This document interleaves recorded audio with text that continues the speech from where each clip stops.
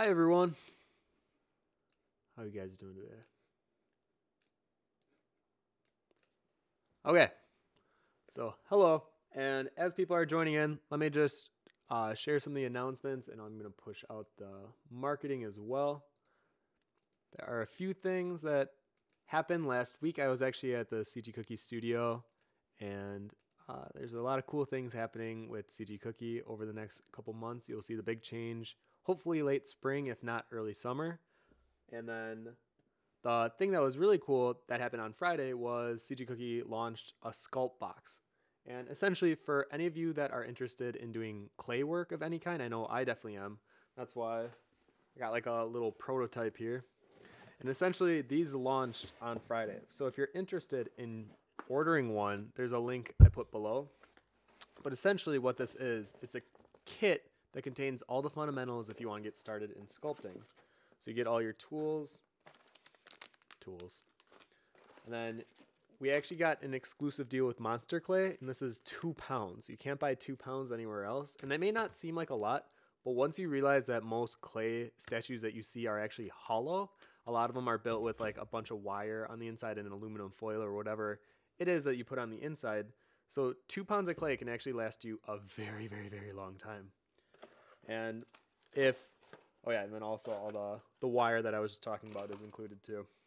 So if this is something that interests you, I know sometime in the spring or summer, I'm going to be doing a clay live stream. So I'll be doing clay and showing you guys. I'll probably like sculpt a little head or maybe a hand. Yeah, something that would be kind of fun to show. And this has been something that has been in the works for a year, I believe. And it's cool to see it finally out. So if that is something that interests you, you should check it out further. Okay. And then we have the contest going on right now, and we do seasonal contests on the concept side of CG Cookies. So right now we're doing the Lemon Made, and we have actually a lot of entries so far. I was pretty surprised. It's only been out for a week and a half, I think, and we've already gotten quite a few entries, so go vote for your favorite. I know I have been voting secretly. And I know there was more things. Oh, yeah. My Kickstarter is still going on for those of you who like pencil drawings and are interested in seeing a collection of sketches. I have mine on the link below as well, and that's still going on until near the end of February. I will be at Anime Milwaukee next weekend. I actually have a lot of cons coming up soon, and one of my first ones is Anime Milwaukee, which will be next weekend. So if you're in the area, I would love to say hi. This is definitely like my hometown convention, so I'm excited to launch a few secret little extra prints that is exclusive to Milwaukee first. And thank you for subscribing, Dead Cheese. Great name. I have a new illustration coming out next week, and if you guys have been following me for a while, you know that this has been in the works for a long time, and I'm near complete, so I'm really excited to share that with you. And lastly, do you see the fridge behind me? All of these things on the fridge, if you're new to this stream, are fan-submitted items. So all of these are magnets that have been submitted by you guys, and I put them on the fridge. If you want to see any of your stuff on the fridge, I have a link below for that as well. And I will proudly present you on the golden fridge. So thank you guys for the ones that have sent me, and I look forward to seeing what we get next. Okay, so let's talk about what we're going to be doing today. Essentially, we're going to be doing a full character sketch. I did a little thumbnail this morning. Actually, I did a few, but I ended up liking this one the best. I'm going to be taking this into a full pencil sketch from head to toe. I'll share my progress with you guys. I've done this before with Red, and then I did a casual stream a couple weeks back with Chase, my other character. And these are all characters from a story I'm working on, just in case you're wondering. Well, thank you, Darcy Babs, for following. And that's what we're going to be doing, but the thing we're going to be talking about today is success and failure. This is something that I think it's been on my mind recently, and I had a really long talk with my roommates last night just about what I've been feeling and moving forward, what my new goals are, if I have goals, and if those goals are really fulfilling once I reach them. So that's something that I want to talk with you guys. And if you guys want to join the conversation, just be sure to put at CG Cookie Concept before your comment. That way when I look at the comments here, I can see it quickly. Oh yeah, we got a lot. Hello everyone. Thank you for joining. Yes, refresh if you're having a problem. I know Twitch just put a thing on Twitter saying they had issues earlier, so it should be okay. And I hope you guys are able to see this all right. Well, I thank you, Anarlin, for following. I think that's how you say it. Sorry if I mispronounced it. And then let's see here. Christy McVie says, "Are you still going to Emerald City in Seattle? And how long will you be there? I'm thinking about heading out there and checking it out." I will be. Me and all my roommates will be flying out to Seattle at the very beginning of March, and that will be for the entire weekend, starting on Thursday, I believe.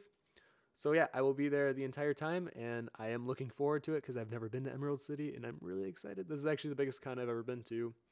Showing at. I've been to San Diego, but I've never showed at a big con before, so I'm really excited about this. But yeah, today I wanted to talk about success and failures, and I even wrote out, just so I could like physically see, all the things that I would say are tangible success and failures as an artist. And before I even get into the drawing, I just want to make a quick note on this because I think this is very important for artists to, or for other artists to hear, just because I felt like I was going through some of the same struggles with this. And to put it out there, I have failed more times than I've succeeded.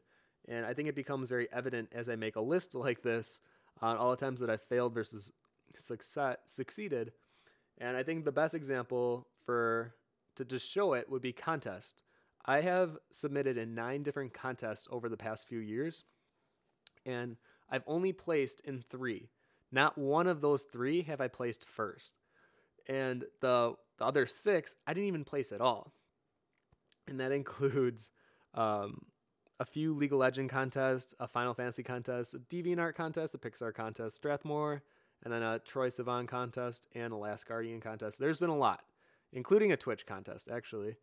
And I've only placed in 3. One of them was a very small Camila de Erico contest. One of them was a League of Legends contest, and the other was a DeviantArt contest last year, my Kubo piece, which I placed in the top 25, but that piece for me was such a struggle, I actually see it more as a failure.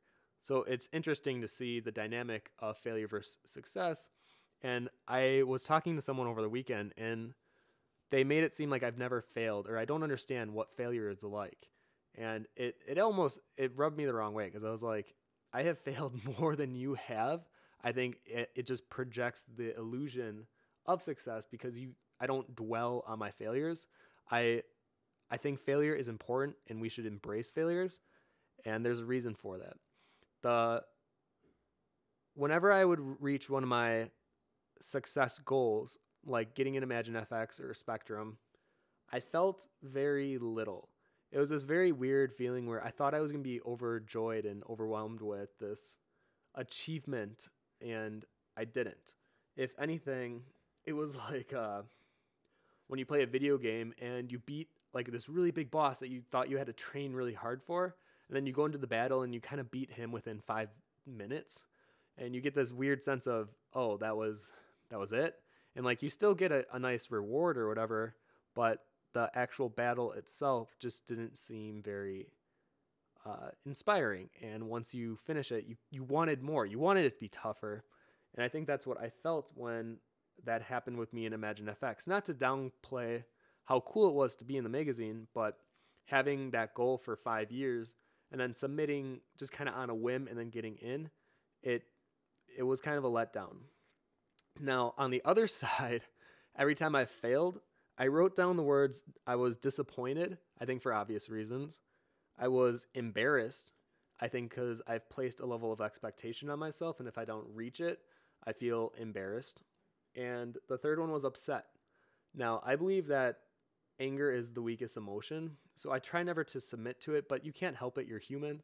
So there are times after I lose a contest where I actually get really upset with myself, and I feel like I failed more than myself. I failed the people that follow me. I feel like I failed this expectation that I built upon myself, and I feel like the older I get, the higher I fall because I keep building this weird expectation level up, and it's sucky. That's the best way to describe it. So the reason this has been good to embrace failure is because whenever I felt embarrassed or disappointed, it like fueled my creativity, or my creative fuel, I guess. It made me want it more. It made me want to place in those contests. It made me want to submit into these other areas where I've never been accepted in, like conventions. I've been waitlisted on 24 different conventions. And each time I get a waitlist, I'm like, oh, I'm going to make the next one. I'm going to make sure I get into this next year. And I love that fuels me. Well, I thank you, Vengeful Pigeon, for following. And the one thing that I've noticed as I get older, and I'm at the point now where I'm scared that I'm losing that hunger, that initial passion that I've always had my entire life. I feel like I'm worried that I'm going to lose it. And that's something that's been on my mind recently. And thankfully, I have really good art friends to kind of pull me out of that funk, to kind of like shake me up and slap me a bit and be like, no, this is like, get back in the ring. Like, this isn't you. You're just having a down day. And they're right. Usually I'm just overthinking things, and I almost get overwhelmed sometimes when I get into these thoughts. And I'm sure a lot of you guys do too, but just know it's not abnormal. It's okay to feel disappointed or sad or angry at wherever you're at artistically, as long as you're willing to take the steps and put the work in to overcome that. And it's not easy. I'm telling you now, it's not easy. I've felt it really hard the past like 6 months, especially during my art block in late November, December. And the thing about these goals, and as I'm trying to create new goals, I'm just wondering, is it worth it? Will I feel any satisfaction from them? And I've came to this conclusion. The joy that I receive from doing art isn't necessarily in the actual end goals or achieving them. It's in the actual creation process. So while I'm drawing, while I'm experimenting with new techniques or whatever it is that I'm drawing, that's where I have the most fun, and that's where I think I really grow as an artist. It's not when I hit certain achievements. It's not when I reach a certain follower count. It's none of that. It's more personal, and it's more on how I see the growth within my own work, not so much the perception of others and how they perceive this expectation that I thought was building on myself, when in reality, it was really just me putting this weird block on, I have to be at my game at all times, where that's not how it is in art. You always want to be better than your past self, but you also want to enjoy the process. So I think that's the conclusion I kind of came to these past few days, especially last night after talking with the roommates. And I want to just kind of echo that with you guys, to don't forget the creation process is where I think we find the most joy with doing artwork, and never to lose that. So my goals are no longer like follower counts. They're more on what I want to create this year that would make me happy, or what I think would make me happy if I created. So just something to let you guys know. And I think it's good if you kind of create a little success failure chart, just to see like where you've come and where you're at. And just know I have failed a hell of a lot more times than I've succeeded. And I think it's good for you guys to see that and to hear it, because sometimes I think we see these artists that have a certain follower count, and we assume that it's been a bed of roses. And that's never the case. In every artist that I've met that has been successful or that I've interviewed, they've never given me a very clear and easy path that they've traveled down. It's always been a very difficult, time-consuming, and straining path, but worth it in the end. Okay, so enough chit-chat. Thank you guys for listening to that. Let me go ahead and start this drawing process here. I'm going to switch this off. Okay, so essentially, here was the one I did of Chase. This is about a week ago. I don't know why I'm wearing a glove. This was about a week ago. And then 2 weeks ago, we did this red drawing.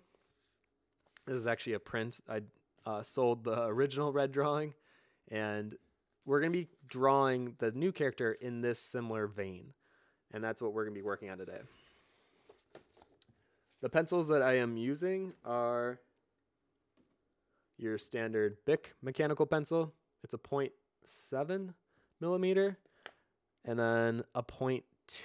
So these are the two very precise pencils that I like to work with. Every now and then I still like to work with traditional pencils when I want to be a little faster. But if I'm going for more precision, I usually stick with mechanical. And then For my erasers, I'm working with this Mono Zero circle eraser. It's great for not only precision, but I feel like if you need to get a small area, it's really great at not erasing the area around whatever that small edit that you want to do. But for big areas, boom, you get this kneaded eraser. It's essentially an eraser piece of chewing gum that doesn't really mess up your paper, and you can get a large area very fast. I like to push it into different forms and shapes and then use that as my eraser. And these are the 4 tools that I almost always work with, if I'm not working with traditional pencils, that is. Okay. Let me see if you guys have any questions before we go ahead and get started here. Faithful says, can we see the new magnets on the fridge? Yes, you may. Hold on. Let me bring it over for you guys. And I'll make this bigger one more time.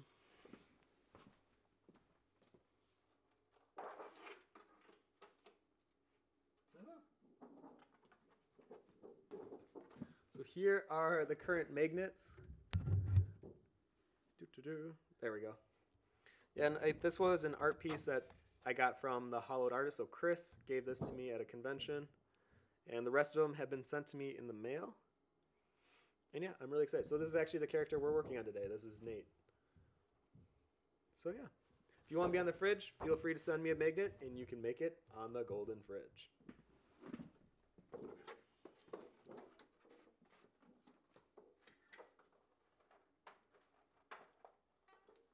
Oops, I'll have to fix that later.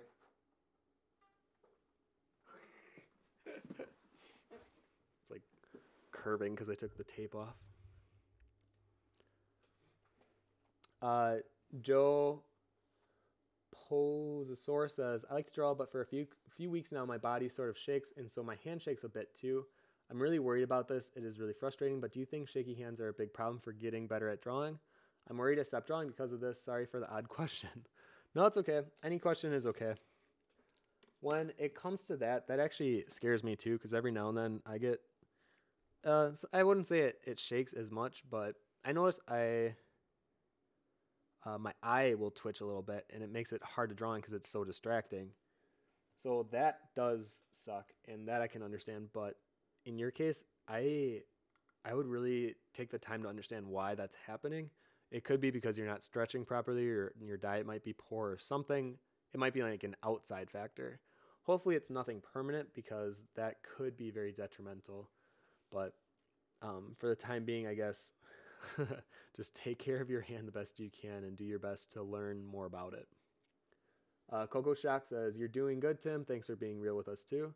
Well, thank you. Yeah, I feel like if I wasn't being honest, then I would be kind of living this weird, not necessarily a lie, but I feel like it's good that when I learn something or I go through something that I believe is significant for an artist to either hear or learn from, I feel almost obligated to share it, just because I've had similar experiences in the past where someone else has possibly been feeling the exact same thing, and hopefully I can help them see another point of view, or hopefully get through it a little faster because they know that someone else is going through it in a similar manner.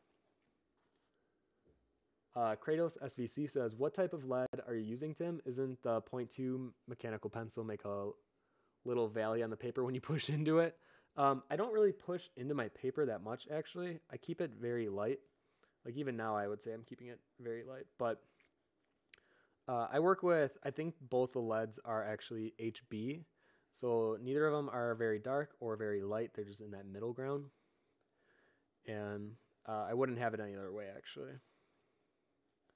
I think if I wanted to make my drawings a little darker, I would actually go and bring in my 6B pencil. But for the most part, I'm going to keep it pretty neutral. Now the pose that I'm going for him is like walking toward the camera. We're going to have this leg be the more in front, the one that's coming down here. I'll keep adjusting the camera so you guys can see this. And essentially, I like to lay out a foundation, a very sketchy one first, and then I'll go in and do a nice touch-up everywhere.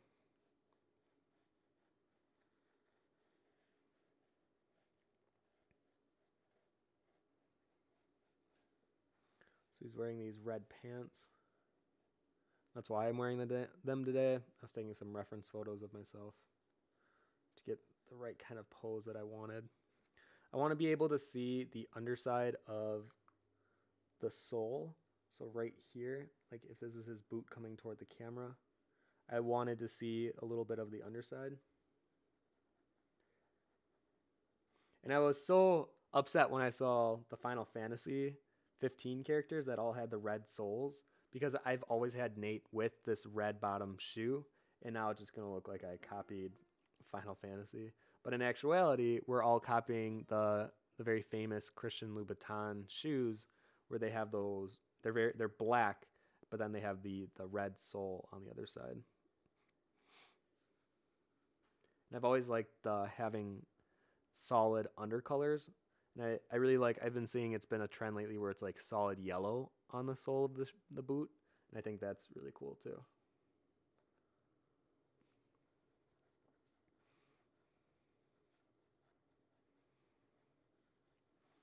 So I like to keep it very loose at this stage. I think trying to define something too early can put you in a position of making it look stiff.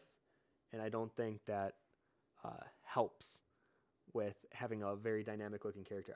I struggle with having character poses look more dynamic. So I almost force myself to keep it a little more sketchy, a little more loose in the beginning. And knowing that I can always just erase it in the end. I always have this weird fear that I have to have everything perfect from start to finish. And thankfully, I've been able to loosen that quite a bit, especially with this new mentality of just making sure I get the work done that I want to get done and doing it to the best of my ability and going at it as if I was an absolute beginner. And I think that has helped me a little bit not stress so much about the end result. Well, I thank you, Broco. I think that says Libby. Oh, I missed it. I'm sorry. But thank you for following. And thank you. Oh, someone just subscribed. Well, I thank you very much. Now you can use the emoticons. Oh, someone said the mic is a little low. Let me turn that up for you guys. Oh, let me know if that's a little louder. I'll put it lower while I'm drawing. Yeah, let me know if that's better.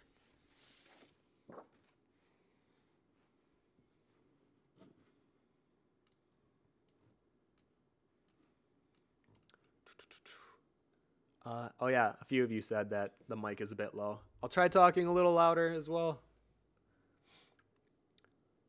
Lights and Sea says, what artists or songs influence and fuel your art making and why? Oh boy.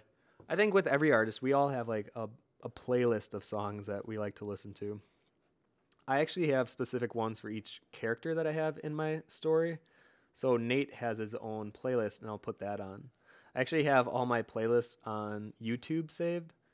I'm not going to say what my YouTube name is on YouTube, but I have a bunch of playlists saved that have all my characters, or if I'm just in like a doodle fuel and I need either something energetic or something more relaxed or something more classic, I have a bunch of playlists for that. Or I'll just switch on Pandora, put in a song for a station that I like, and then just let it run and see where it takes me. Now he has this jacket that's open and it's tied around his waist. That's what this is. So I'm going to do that, and then he also has this container that he keeps on his hip. It has these little feathers coming off, signifying this. It's more of a status symbol for a gang that he's affiliated with. And then a bunch of these leather straps that hang down. As is common with any fantasy type game, you gotta have those leather straps.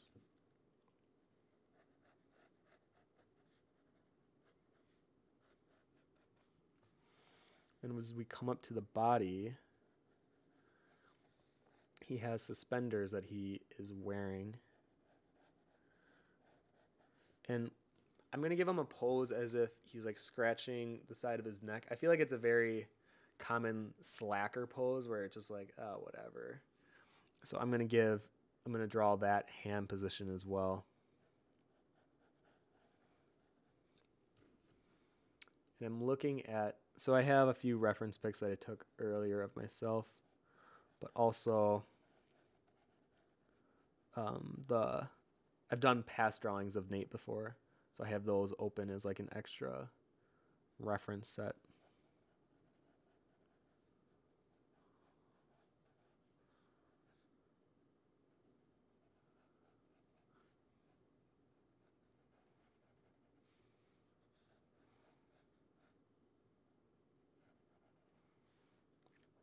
He's wearing a very deep cutoff t-shirt with a skeleton rib on it.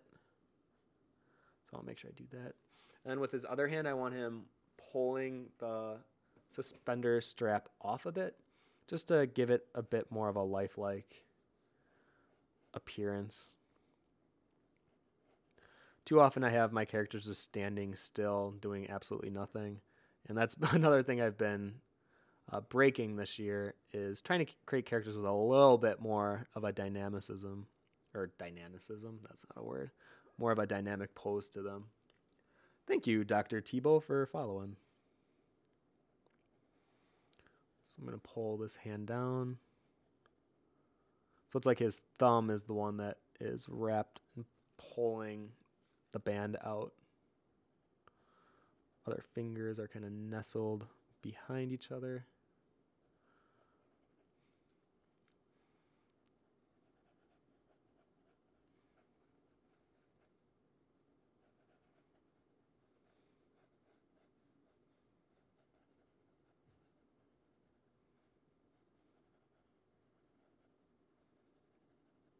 Got kind of a triangle shadow here. I'll explain what those are when we get to it. And I promise I'm not ignoring the comment section right now. I'm just trying to get a good rough outline and then get into detailing. Because if I can do this faster, I feel like my concentration, if it's more focused right now, I can create just a better foundation for me to draw on top of.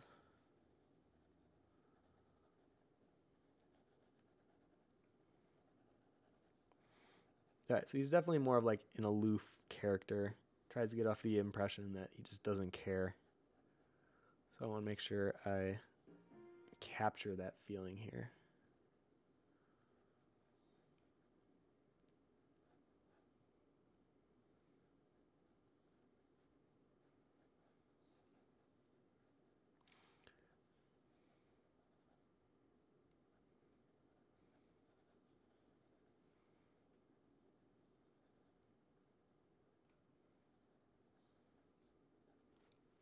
I'm going to pull his chin down.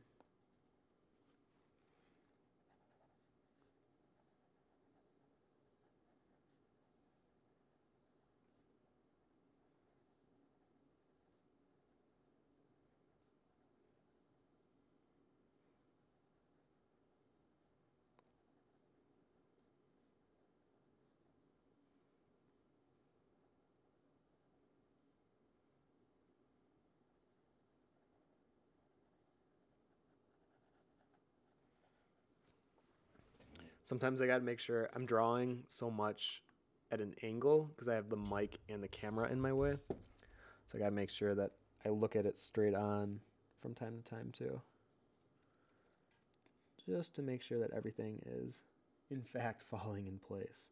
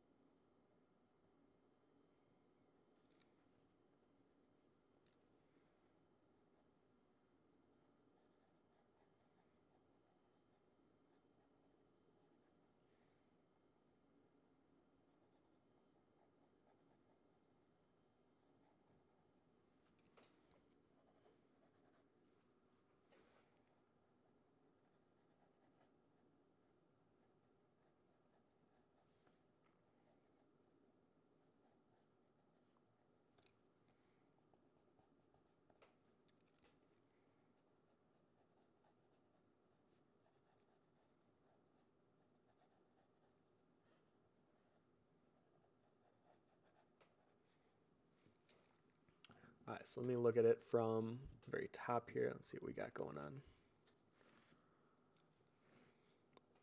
All right, this is one of those times where, you know, you wish you're in digital and can do a quick flip. I could definitely take a photo of it and then flip it on my phone, but just to keep the stream moving, I'm gonna kind of eye it out here.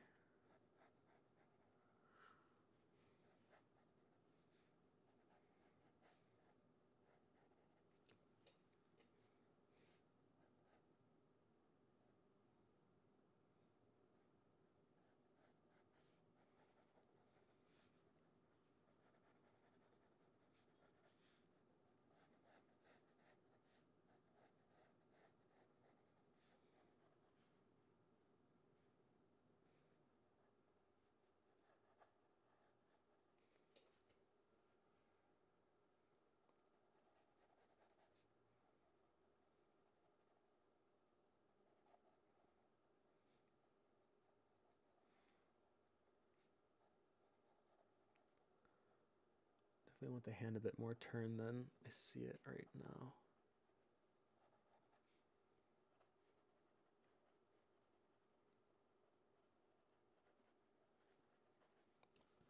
I doubt I'll actually make him smiling. I'll probably do more of like a I'm too cool for this kind of a picture.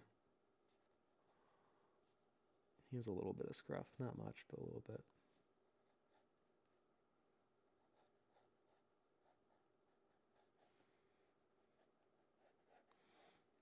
And he's pulling the suspender out.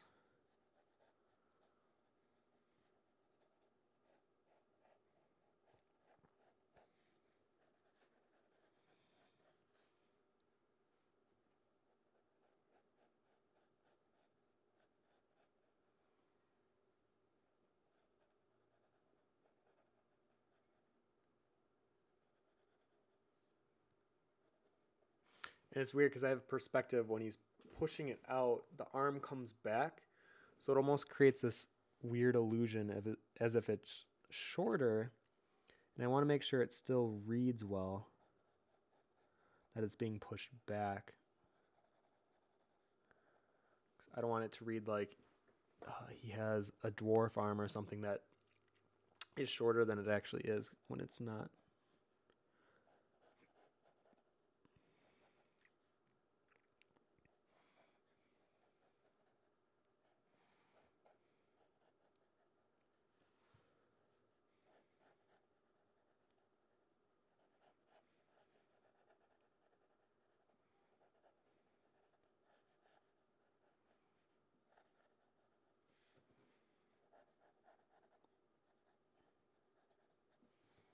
Okay, yeah, this is looking much better.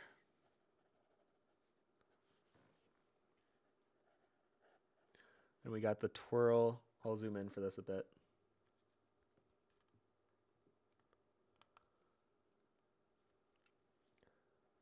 So he has the knotted up jacket in the front. Actually, while I'm doing this, I could answer a few questions. So let's see if we got some. Oh, yeah. Hello, Tijo. I am not says, I agree with everything you said, Tim. It's all about the follower count. Well said. You may have misheard me. I think you just might have misheard me. Faithful Imagination says, those great red pants. Always. Lights and Sea. Oh, I got that one already. Mic is a little low. Yeah, I turned it. Hopefully, can you guys hear me better? Let me know. I did turn it up, but if you're still having issues hearing me, I need to know that. I thank you, Noomtaro, for subscribing. CG Rifter says, I'm 41 and feel that I've lost all passion for computer programming, which I've been doing since I was 9. Or maybe it's time that my passion for that passion to dramatically evolve. In pursuit of art, will I find a new way to approach programming, or will I finally be done programming? Either way, it'll be okay. Yeah, I feel like that's how life goes. I feel like our passions push and pull us into different directions. And even I'm like, I thought for sure like art was gonna be the thing that I'm gonna do the rest of my life, and it will. Like I know I'll be something with art, but I guess more of like what are my goals now with art? I think that's where I've struggled to answer that question. Where I thought that the goals that I had were gonna, I don't know, last significantly longer. Like even getting in Imagine FX, I always thought that that would be something I'd do later in my life, and getting in where I'm at right now, I almost have to like now create new goals, or else I feel like I've accomplished something, even though I've accomplished very little so far. There's still way more I can go and do. And I need to get that out of my head of like, no, there's still things that you can accomplish and set out for yourself. I think it's more of, I just have to take the time to really set them.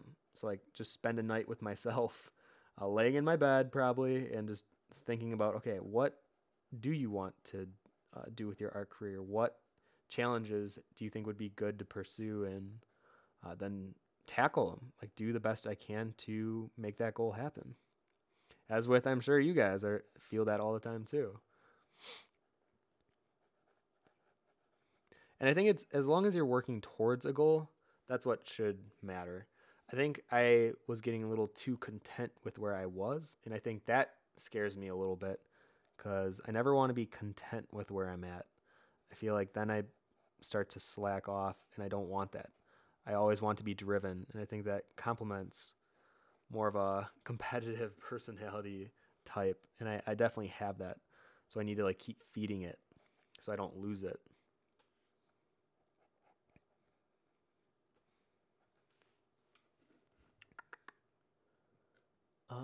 Broccoli Boy says, could you turn up your mic volume up a bit? I don't know why it's being so weird for you guys.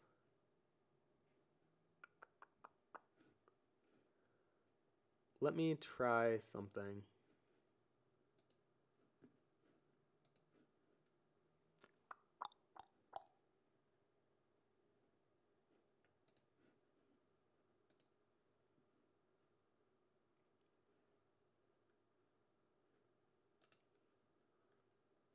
Okay, I'm gonna turn this up. Let me know if that helps. I I turned it up in the actual settings there.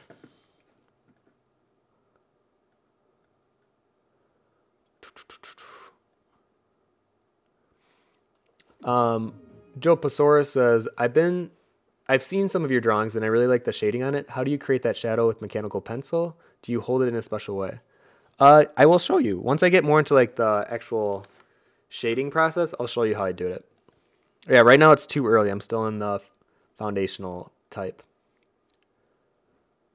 Eve says, the slacker pose is totally a hand hider. Never hide hands, Tim. I know this one, well, that's what I'm trying.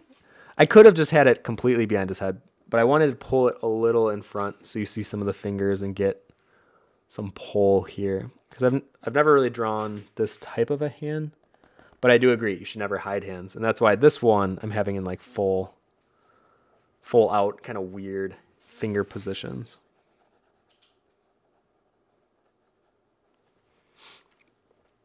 Faithful Imagination says, do Red and Nate get along? They are the biggest frenemies you'll meet. I think Red likes to mess with Nate all the time, and Nate just kind of takes it. He thinks Red's really annoying. But the interactions between them I'm really excited for. Why, thank you, Mad. Oh, I missed it. But thank you for following.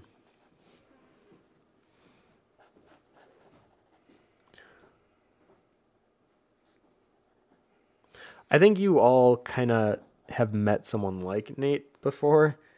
He's just someone that like you feel like has more potential than they're putting out, and they just think everything's not worth doing. It's like the typical teenage high schooler, I guess.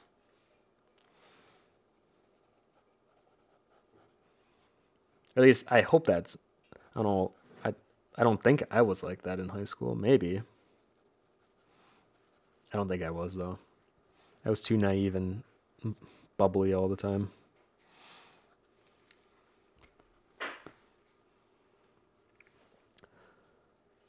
Darcy Bab says, where can we learn more about swordplay?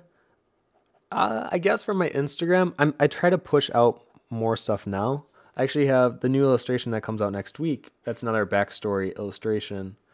So not only is it a big illustration piece, but I accompany it with a pretty long backstory for that character. And you know what? I think just for you guys, let me give you a sneak peek.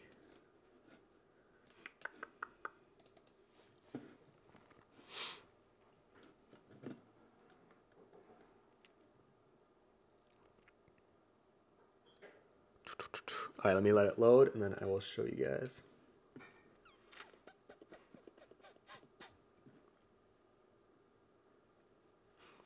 Okay, so here it is. Mind you, I'm like 80% done. I'll make it full screen. And this is Christina. She is one of the girl characters in Swordplay. She has more of a... Well, actually, I won't give away too much. I like illustrations to be more interpreted, but I'll let you guys interpret how you think this character or what their personality is like.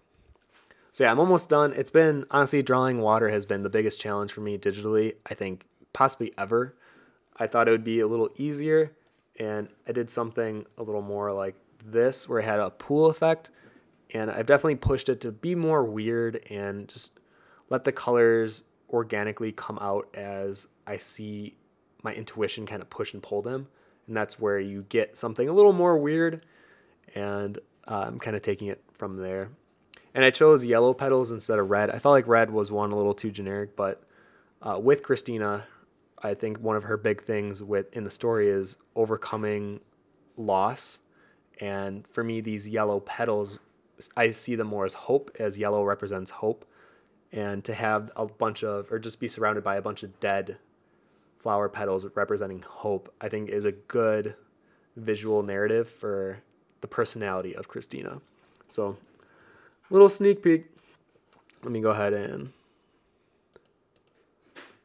switch back here. Not that one. There we go.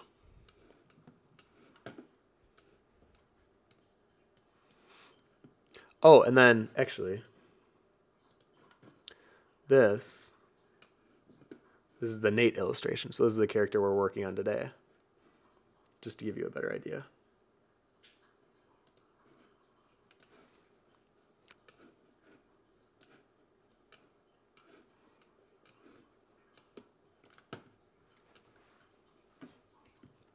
Oops, just reformatting all my reference pictures. There we go.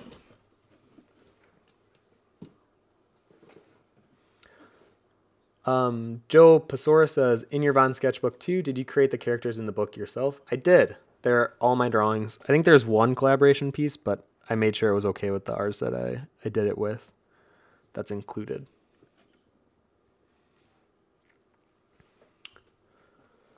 Kiko Ska says, silhouette-wise, wouldn't it be better if his elbows sticked out a bit more? It would. I actually, when I was taking the reference photos, like purposely stuck it out. But if you like do it yourself, it feels so unnatural that, or in my opinion, I think the pose should always look somewhat comfortable or like believable. And the way that I had it, it just felt very wonky. I'm sure if I kept playing with it or turning his body a bit more, it could have worked. But I think the way that I was setting it up, with just more of like a I don't care attitude, it just seemed like a lot of effort for him to put his elbow out if he really does not care about much. But maybe I was overthinking it. Mango Pro says, are physical drawings acceptable in the Lemon Made contest, or is it for digital only? Nope, both are accepted. Joe Pasora says, are you using a reference photo of him? I have a drawing of him I did a long time ago up on my screen right now. And then I took some photos of myself in a similar pose this morning. I like to not only pose it just so I can see how natural it feels, but also to see the wrinkles in fabric. I think fabric can be really fun to draw, and it creates a much more like believable end result. But if you have wrinkles from reference, then you get a really true sense of, oh, how would these lay or how would these form?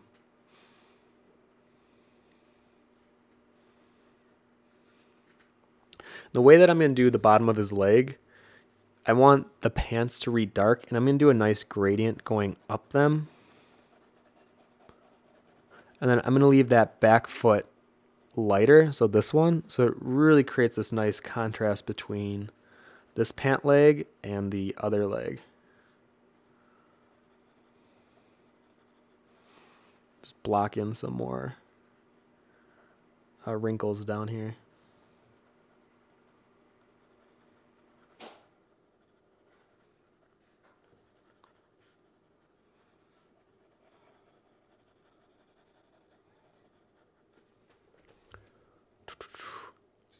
Coco Shock says you could try out drawing on tracing paper. You could see the flip side, although that would only work for traditional concept work, not for final rendering. Yeah, very true.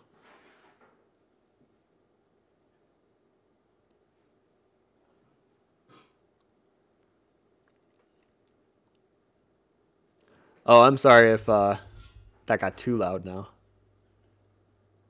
I'll pull the mic away. I'm sorry. There we go. Okay.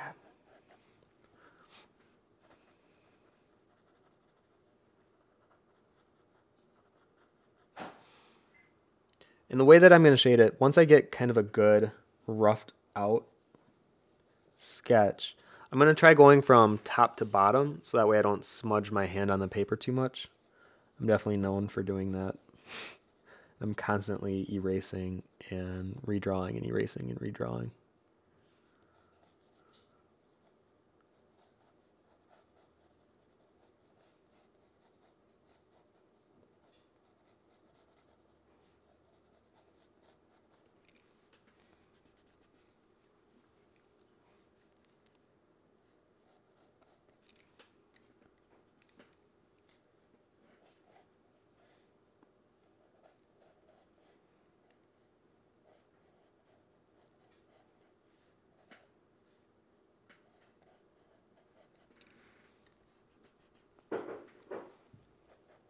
His jacket on the side would be smushed from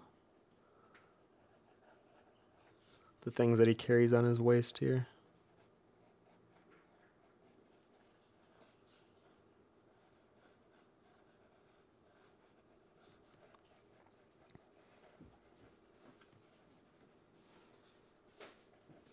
Like that.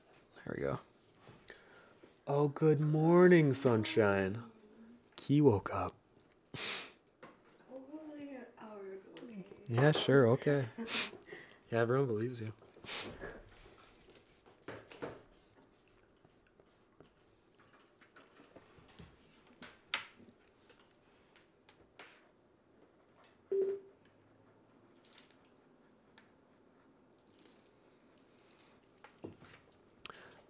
Okay. I actually feel pretty good about our base sketch right now. This is what we got. Pretty simple. Nate's probably not one of the hardest characters of mine, so I can definitely draw him a bit faster. And I feel like he's been one that I've drawn so many times, I feel more comfortable drawing him. So why don't we go ahead and start drawing and detailing this head area here. I'll zoom in.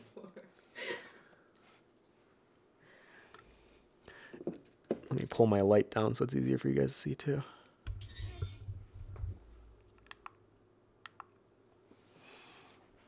Alright. I'm not the biggest fan of how his face is looking right now, so I'm going to do my best to change it up.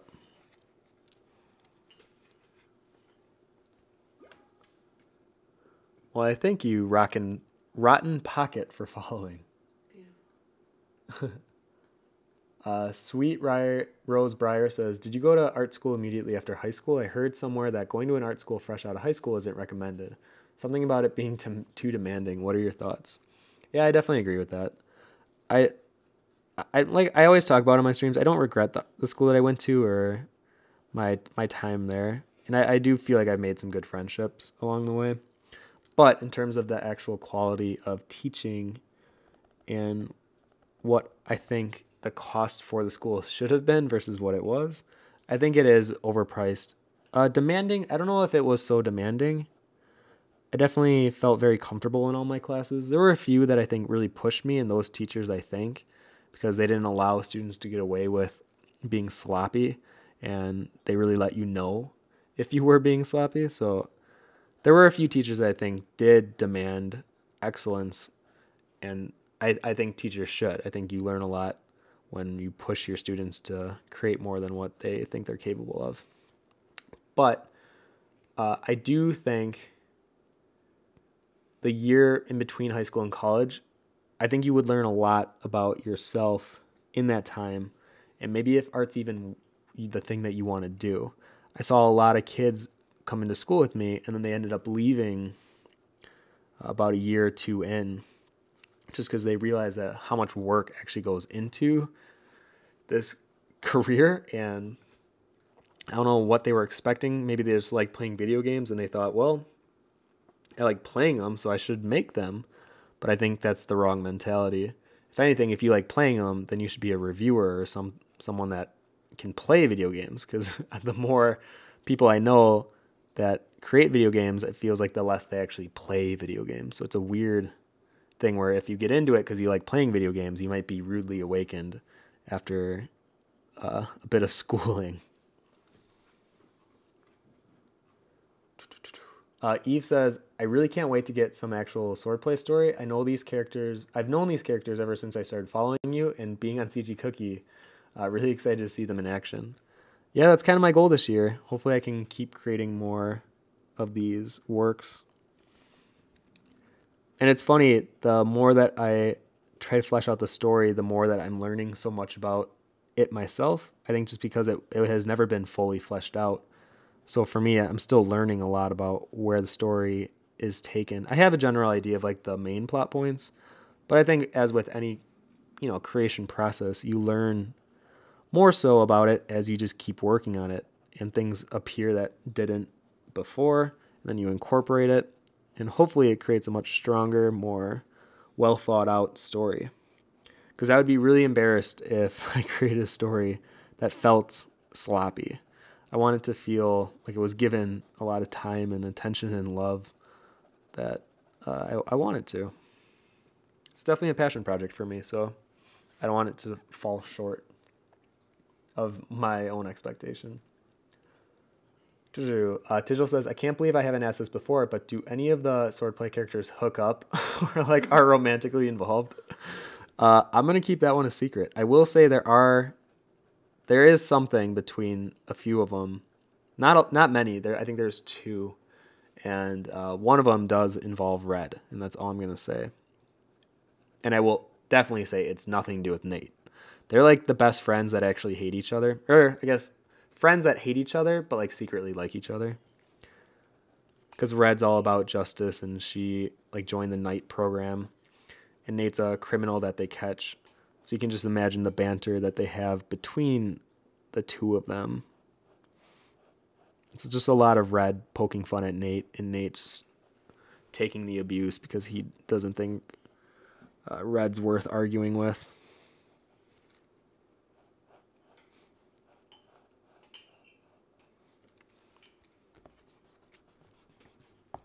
So you can see, as I'm starting to detail this out, I'm looking at areas, I don't know, let me zoom in a bit. I'm looking at where I can start refining it, and then I really should start going on with my eraser, my mono eraser, just cleaning up some edges. I've been working surprisingly faster than I normally do, and I think it's just because during a live stream, I want to kind of give myself a set amount of time to work on it and have it be done. And if I get tired, it's like, well, too bad. You got to finish this. You can't just leave. So I think that's kind of forced me in a way to become faster.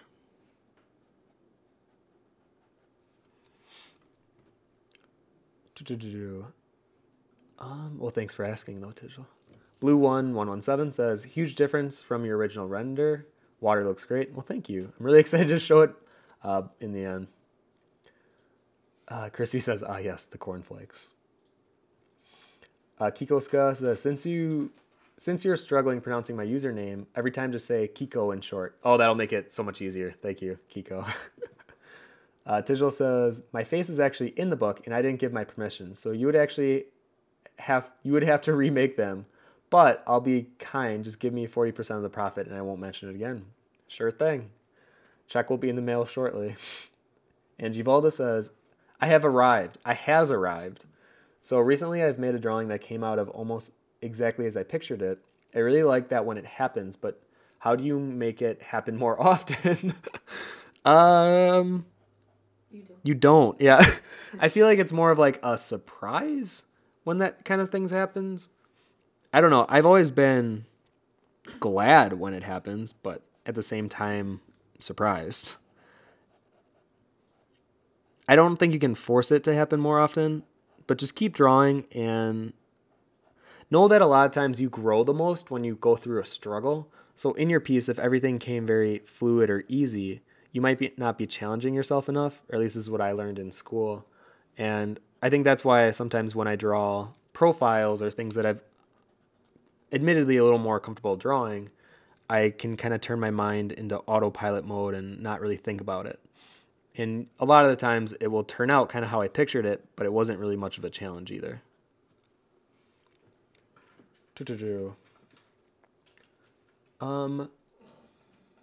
Eve says, did you actually walk towards the camera with wind from the front for the reference picture, or are you just winging the jacket? I'm just winging the jacket. Yeah, could you imagine if I took reference photos of myself with like a fan and really went all out? Actually, don't imagine that. I don't know why I said that. Angie Valda says, a wild key has appeared. Hello, Mama Key. Faithful says, tell Key hi for me. She says hi. Darcy Babb says, who is your hardest character to draw? I would say either Grizzy, who's my oldest character. She's around 67 years old. And she's a larger framed character, which she's not ashamed of at all. If anything, she's very proud of her frame. And I think just her age gives me more challenge. I normally don't work with wrinkles or things that show more of age variation. So she's always a challenge. And then Kelly, who's my knight, he's always a challenge because he just has a lot of crap on him. And I think that takes a little more research since I'm so, I don't want to say uncomfortable. I'll just say unsure of the armor that he's wearing and making it seem functional rather than just aesthetic. I think Final Fantasy gets a lot of slack for having their armor not really serve a purpose in terms of defending them in battle. So I want to make sure that if I'm creating armor, it is aesthetically pleasing while still serving a purpose of protecting your body and making sure that the way it bends and the way it moves, it can cater to the way that our body bends and moves. Because I remember I drew armor for him in college once, and immediately a few of my friends were like, Tim, just imagine if he tried sitting down. He couldn't because the way that his torso plate was fashioned, it wouldn't allow him to bend forward. And I didn't even think about it when drawing. I was just creating shapes that I thought looked nice, and yeah, I learned from it, you know.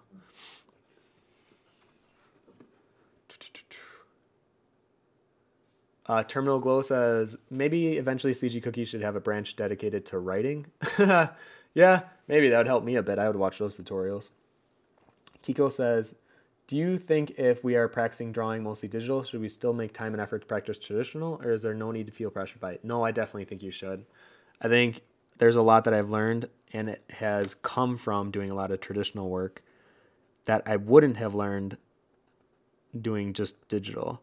So I think it's good to do back and forth. And to those that mostly do traditional, I think it's good for you guys to also push yourself to do digital.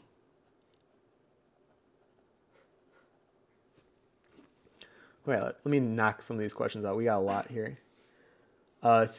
Cole Wheeler says, Tim, do you ever plan on doing a tutorial on blending with mechanical pencils on the site or in a live setting? Yes, I definitely do. I'm not sure when that would come out, though. I do want to do how to draw different parts of the face traditionally. I'll probably start with the eye just to see how it's received. So in that, we'll definitely do it. Faithful says, when you are telling stories, you have to be able to cut your babies when they aren't necessary. When they aren't necessary for the story, how do you do that? I've actually been. It's funny that you even asked this. I've been on the verge of doing that with one of my characters. Her name's Crystal, and the more that I am writing the story, the more I realize she might not be necessary as like a main character. And it's weird because I've drawn her so many times, and I've always just assumed she would be one of the main characters in the book. But the more that I'm writing it, the more that I'm seeing like what is important, what isn't as important. I'm realizing she might be one of those characters that would be better as a side character. So, yeah, it's tough when you know you should make these cuts, and it does feel like you're cutting a child and being like, well, you're not as much of my favorite as these other children. And yeah, that's a little rough. But if it really will help the story, I think it is more of a necessary thing. And I guess, yeah, just don't overthink it. That one's tough, though, because I definitely feel the pain on that one right now. Resinope says, is Red and Nate's relationship like the fox and bunny from Zootopia? Kind of, actually, but definitely zero romantic interest. Like, if there was negative romantic interest, that's what they would be.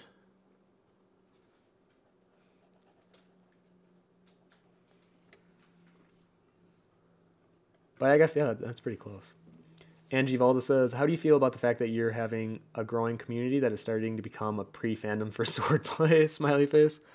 I try not to think about it because I think that puts added pressure on the story that I don't necessarily want, but it's the coolest feeling in the world thinking that people can recognize my characters from their name alone. Like, that to me is like another huge, like, weird goal that I've always had for myself. I think as most artists, we always want our OCs to make it to the point where, you know, they're recognizable and people care about them in a similar fashion that you care about them. So yeah, it's super cool. It's the best way I can say it.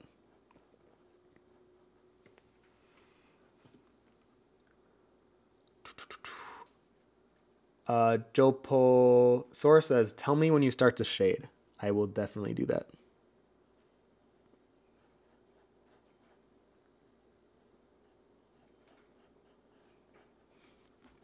So now I'm going through, and since I know that this is for sure where I want the arm placement, I'm just erasing a lot of this excess and getting it ready to clean up.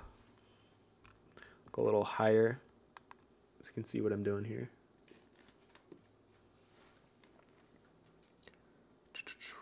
And Tijol says, I request for this to be yelled. I was like, can you read it? Good morning. Yeah. Good morning. Terminal Glow says, you said you were going to schedule a bioluminescence explanation for a stream in February. Is there a date for that yet? Yeah, it'll probably be at the very end, as I'm trying to keep doing more traditional ones as the Kickstarter for my book is still out. And it's just kind of like a traditional month to keep promoting the book. And for those of you who have no idea what I'm talking about, I have a Kickstarter going on right now. There's a link below to it. I created a 156-page sketchbook that contains all my sketches from the past 2 years and finally compiled it into a book.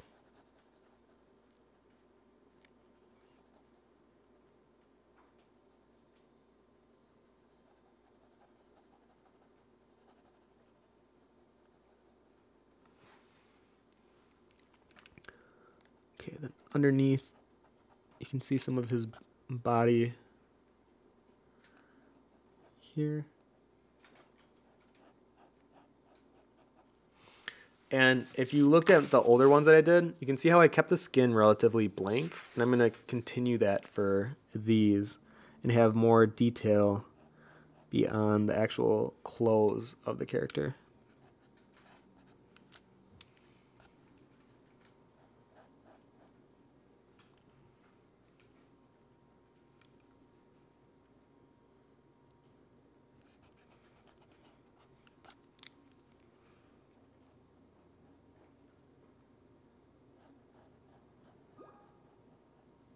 Well, thank you, Rack Wheel, for following.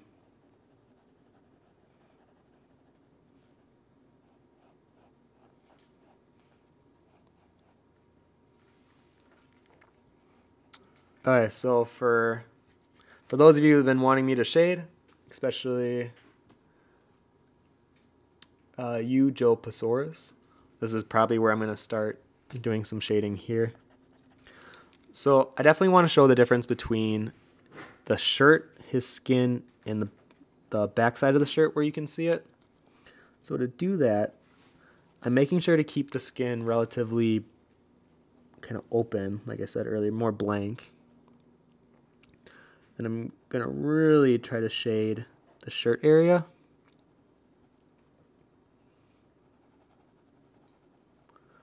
And then also his suspenders that he's wearing, I'm going to keep more light as well. And that way it'll create this kind of contrast. Well, I thank you. Anthony Pismarov. Hello, how are you doing? I haven't talked to you in a while. I'm really hoping you go to Spectrum so I can catch up with you. I've been following you on Instagram, and I love all the new things you're doing, and I'm very curious how that game is going that you were making.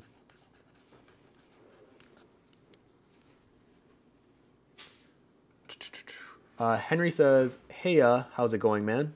I'm doing good. I'm doing well, I should say, as my mom would always correct me. I'm doing well. Faithful says, "How expensive will your prints be at the con? I need to set money aside for you and Key." I am selling my swordplay ones for 25 each, and then my traditional ones for 15. And I'm going to do some kind of a deal. I still have to figure out what that is. And the prints themselves, actually, hold on, I'll show you.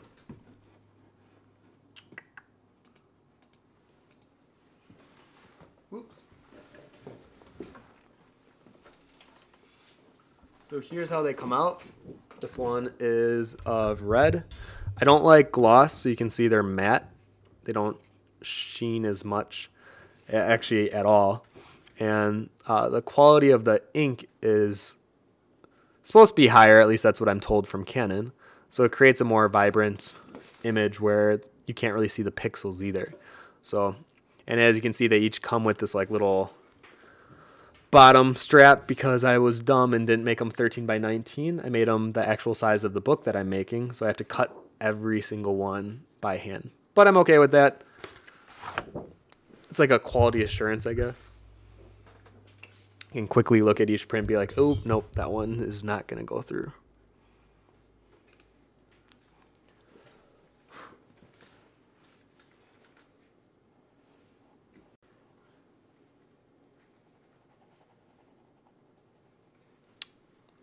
But yeah, and we will definitely be there.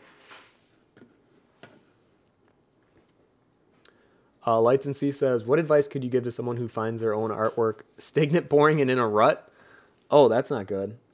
I usually would say that might be because you feel like you're in a rut personally. I think our art definitely reflects who we are or what we're going through.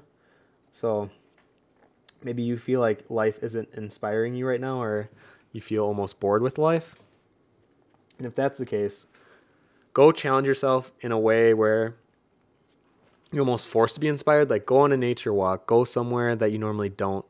Maybe go to a bookstore, just look through like fashion magazines or magazines that you normally wouldn't pick up and look through, and kind of allow yourself to be inspired.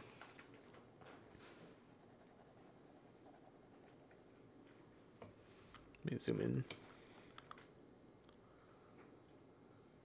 You can kind of see what I'm doing here.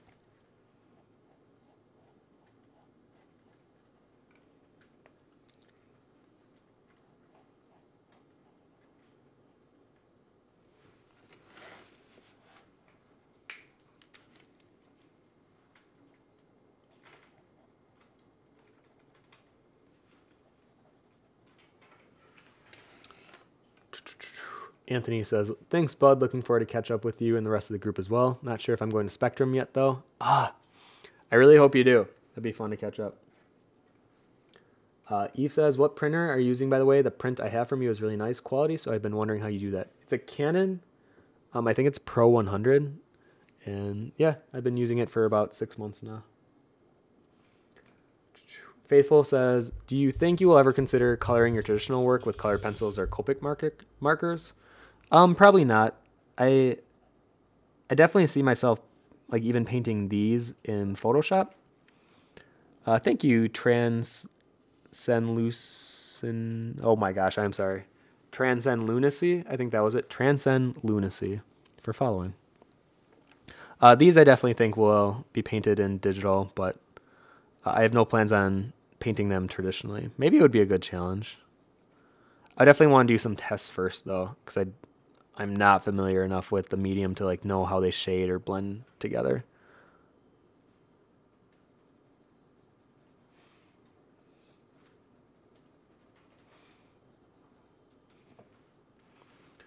Okay, so now on the shirt, I want to create some nice wrinkles here, especially since he really doesn't have a lot going on in the center.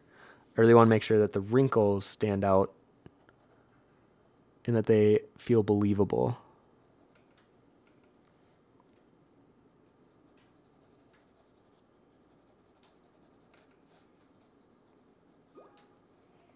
Why, thank you, Mandalore Shogun. Mandalore Shogun? I know, I am the worst at pronouncing these names. I am sorry.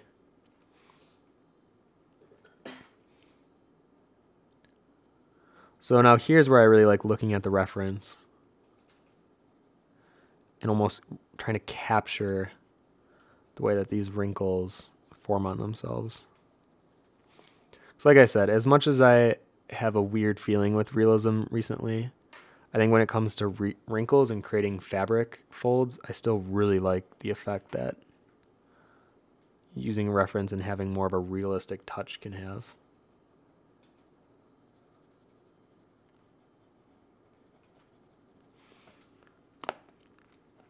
So in areas with the stretch, I'm gonna use my eraser tool.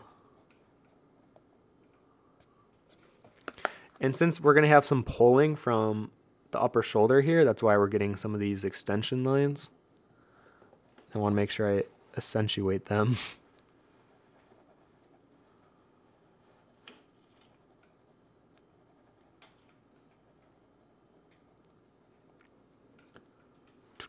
CG Rifter says, is that the new CG Cookie sculpt box in the background? It is. This is it. I mentioned it at the beginning of the stream. You might not have been here, but essentially I am going to be doing a live stream with it eventually, not anytime soon, because I am very curious on doing some sculpting myself. And oops. And if any of you are interested in sculpting with clay specifically, the sculpt box is perfect because it comes with like all the essentials that you would need to get you started.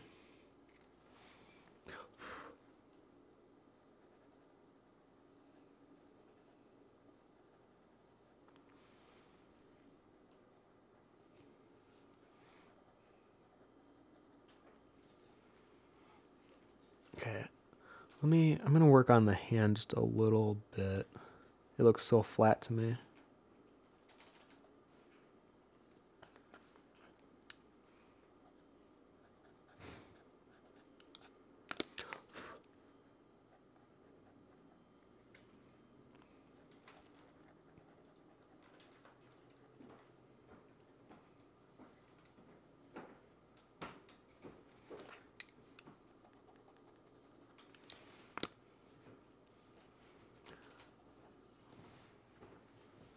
That.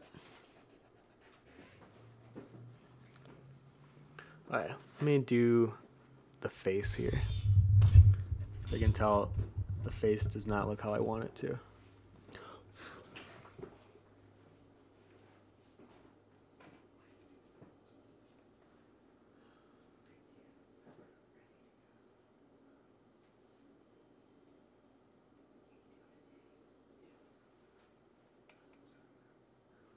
So I need to put, let me zoom in a bit.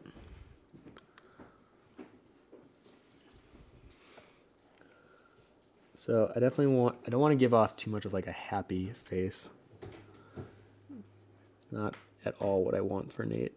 More of a scowl would be better actually.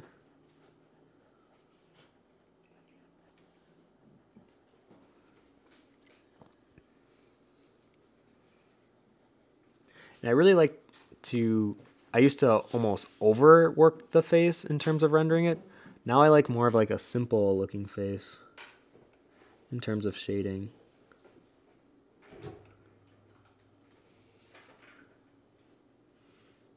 So I'm going to leave it more simple here too.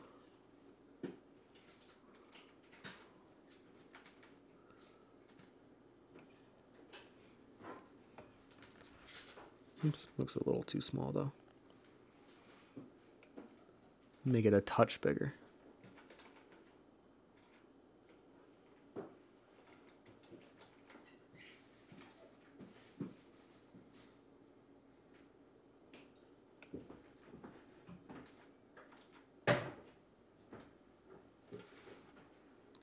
And I definitely want to give them more of like the druggy eye socket look.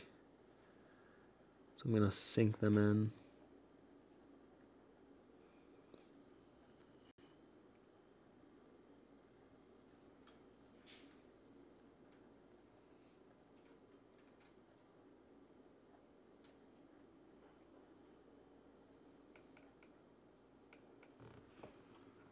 Sort of like that.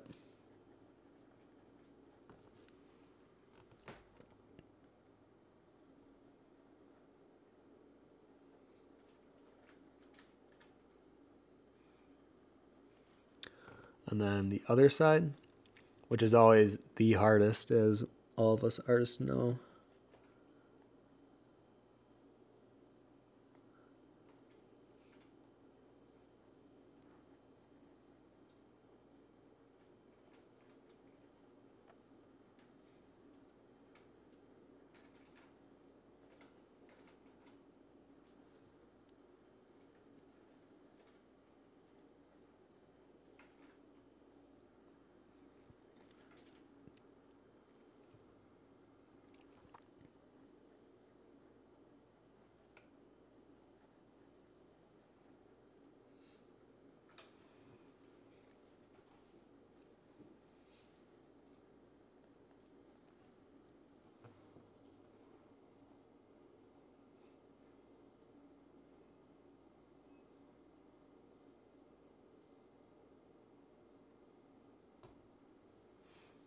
I tend to get real quiet when I'm doing detailing parts like this.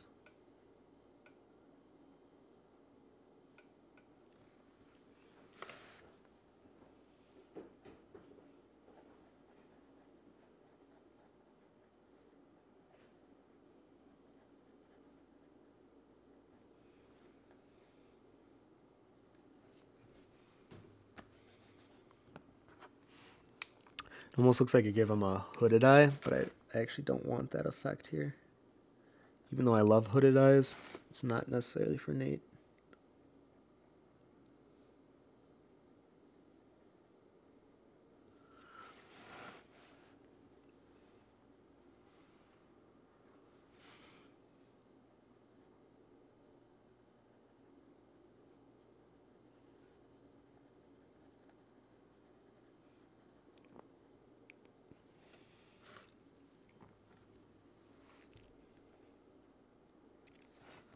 When I definitely don't want him to look sad.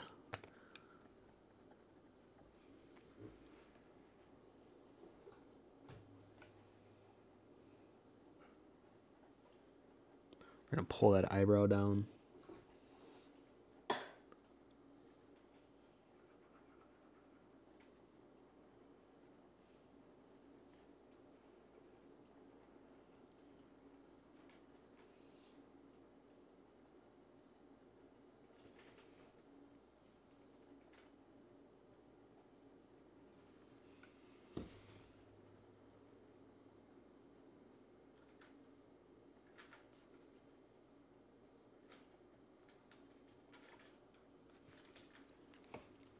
Something like that. I usually like to spend a touch more time on the faces just to make sure they're looking the way I kind of envision them. Because the clothes won't usually be the center of attention, depending on what they're wearing. I mean, maybe sometimes they are. But a lot of the times our eyes are drawn to the face, and then we look very critically at the way it looks.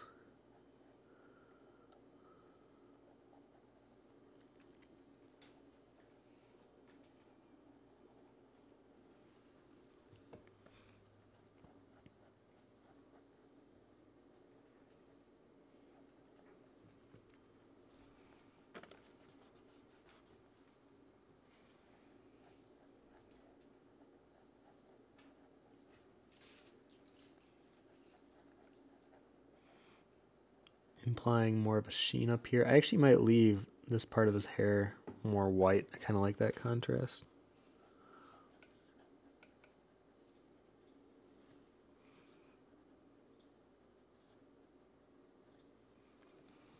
And for his mouth, this is where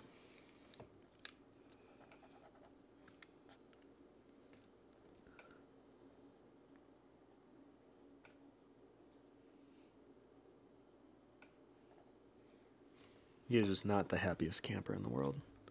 Maybe I'll give him a slight smirk though.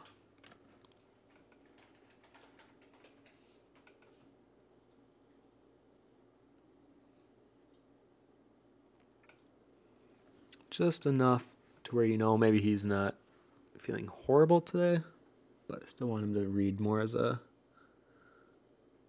aloof character.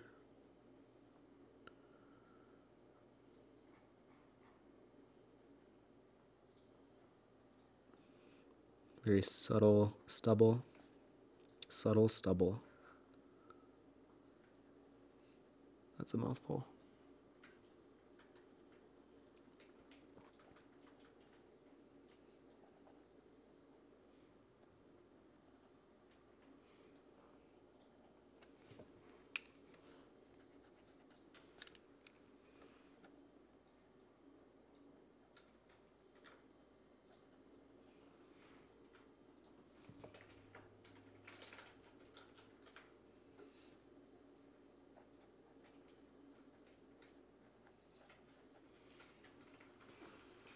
There we go. That feels better to me.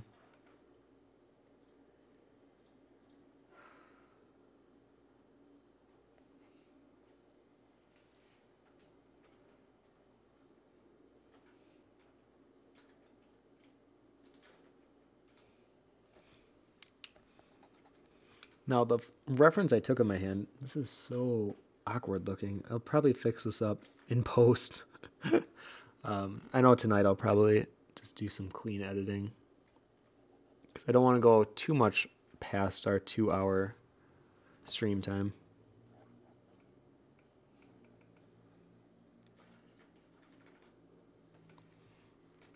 Yeah, I think I'm done with Nate. He has some scarring on his arm.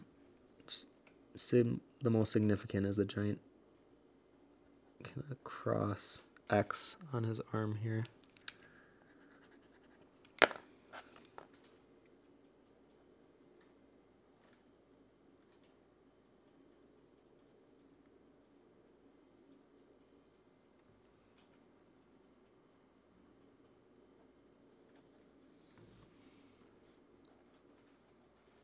Oh, and he's wearing gloves. I was like, there's something weird about this.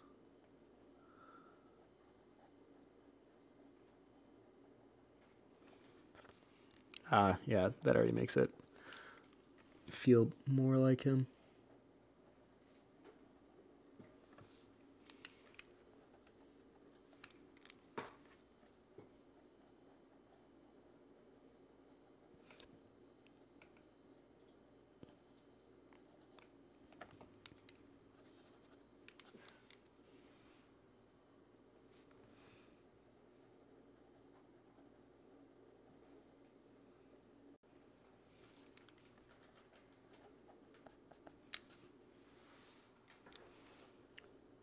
So then for the glove,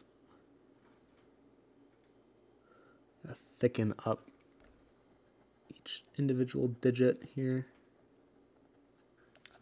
Let's make it feel like the finger is going through.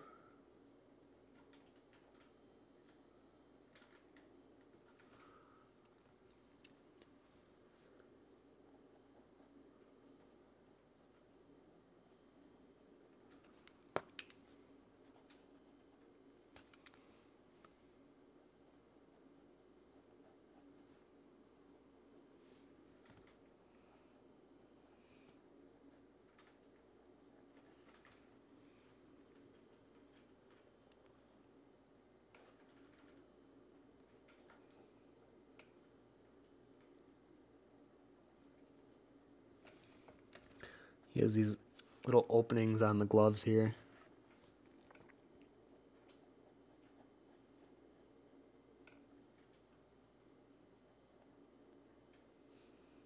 And I love double lining, so I'm gonna create one there. And he has these kind of built-in metal knuckles.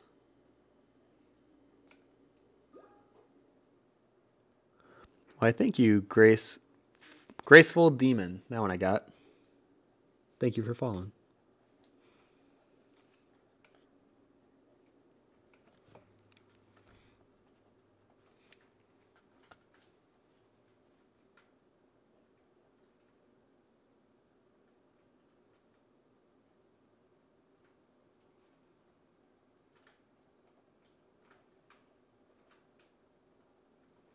Do some subtle shading just to give the more impression of worn leather.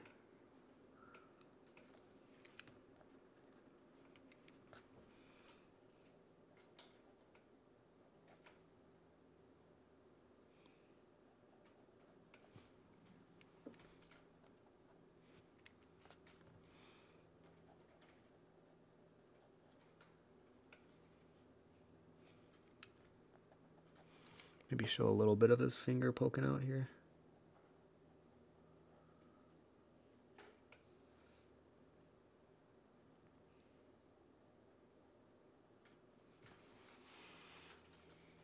All right, let's see what that looks like from further away. Okay, yeah, I kind of like that.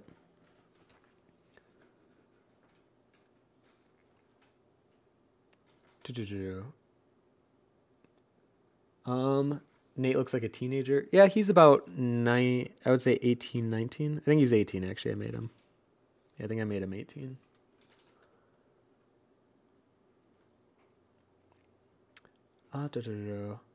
Faithful says, when Key gets up late, does she eat a late breakfast or lunch? She doesn't eat. She's actually not a human. Wow. She's an ethereal alien creature. I proof I ate oatmeal. She shows me a mug and says that's proof. I showed everyone a mug.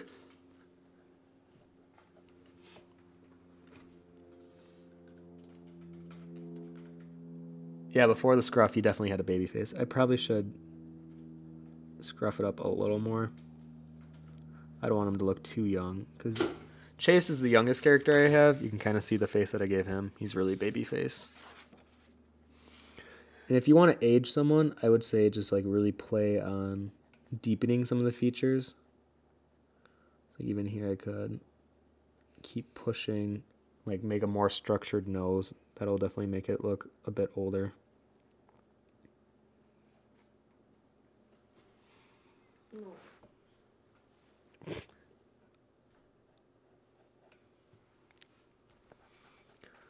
All right, let's get to this other hand position here.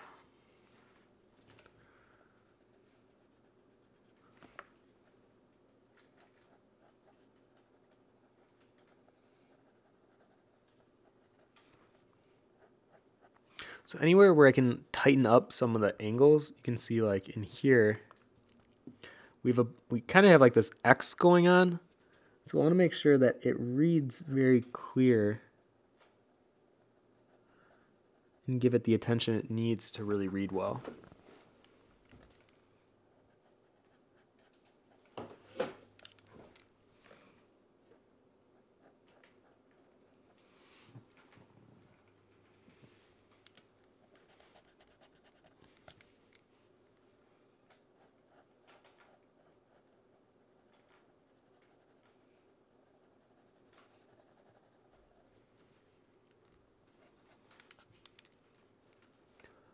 Then this back arm. Definitely want to make it look like it's behind the shirt.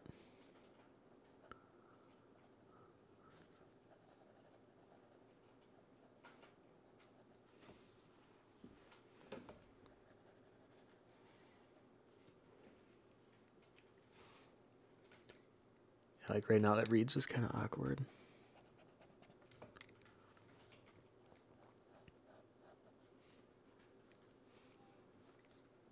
I think I need to pull this a little further left.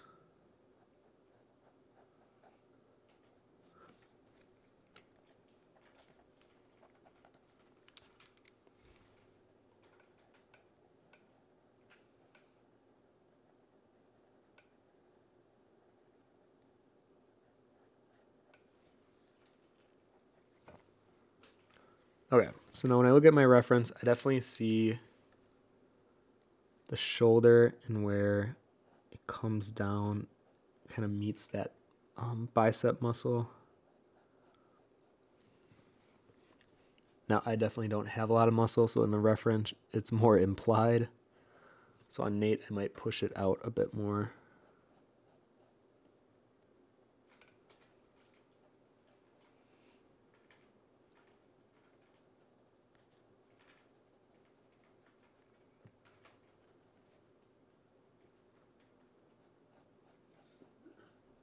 And then I like to do these like implied shadow shapes. Like that. So it kind of gives the illusion that there's more of a curve to the shoulder area separating the bicep.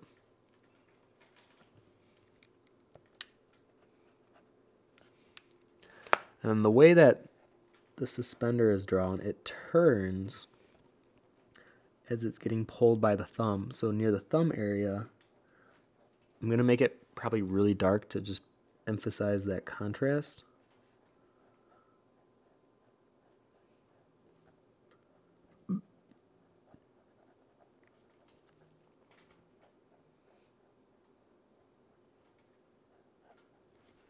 You can see like in here, it gets a little messy.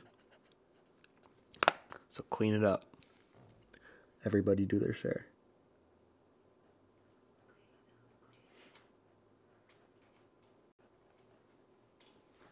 Like that.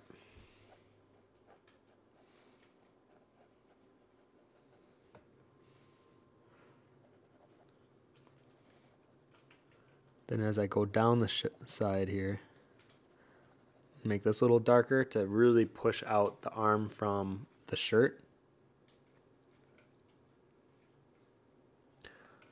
But it looks like it's not being pulled as tight as I want. I'm gonna, and you know what? This is a good example of if it's not looking the way you want, redo it. I think it's because it wasn't as tight. It was looking a little flimsy, if you ask me.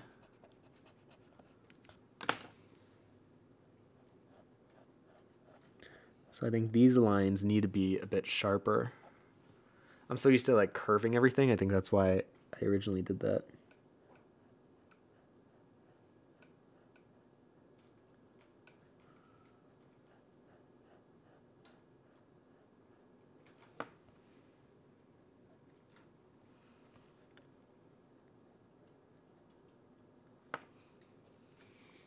Oops.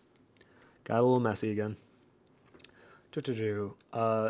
Joe Pasora says, what paper do you use? I actually use a Strathmore mixed media paper. I can show you what that brand looks like. Here it is. It is the 190 gram paper and 9x12, and there's 40 sheets. I love this paper, but unfortunately it's a little expensive. If you can see the price tag. In America, it's 16 bucks. 17 actually. And that's why I always get it when it's on sale. Oh, my lighting is going crazy. And then I use this little light to light my pictures. I was told from Peter Moorbacher to work with cool lighting so you can better see what it is you're drawing. And it has actually helped out quite a bit.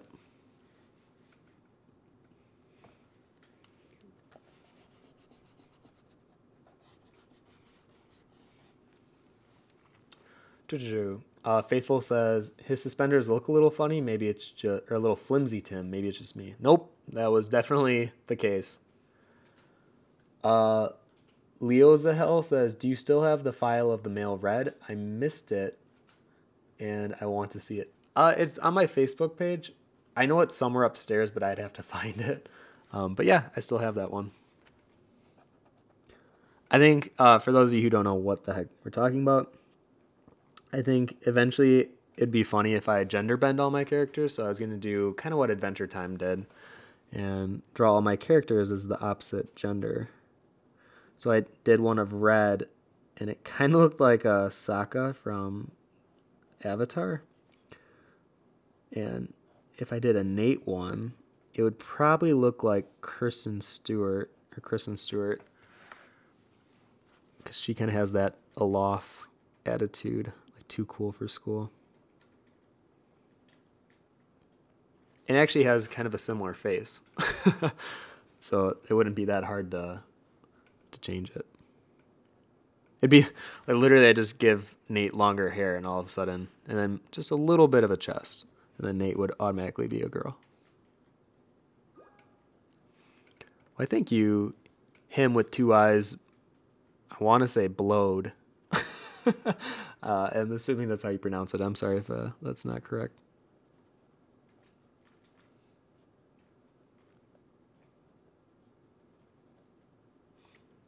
So this angle that I'm drawing this hand at is definitely one that I'm not used to doing. It's definitely a good challenge. Kind of like what Eve said earlier, this one I'm almost hiding. It's not necessarily hiding the hand, but I definitely understand what you mean. So then this one, I really want to make it look like... I'm definitely not afraid to put the hands out there with like a weird position and pose.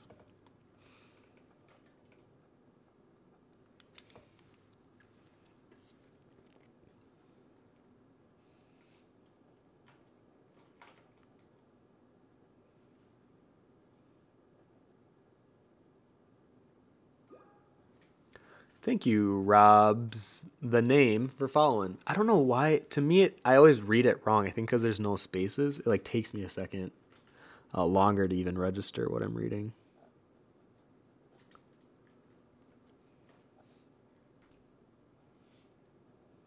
All right, so now I'm remembering that he's wearing gloves.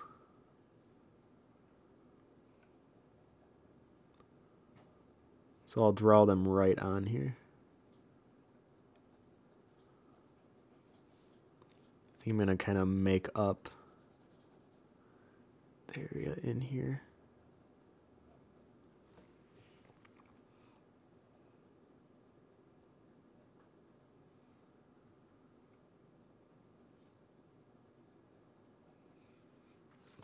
All right, so I'm going to draw each of these individual sausages with one kind of laying over the next. Thank you, Sophistique02. Maybe that, I think that's right for following. I think that one was right. Hopefully that one was right.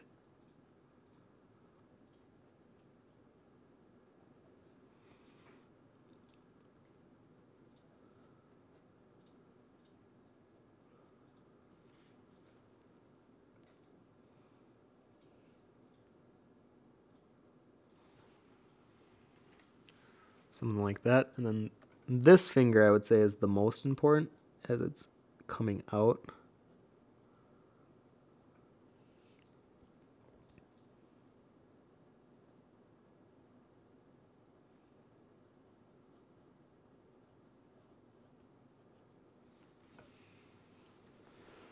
Something like that. And the thumb, I think the thumb is actually maybe the most important finger here.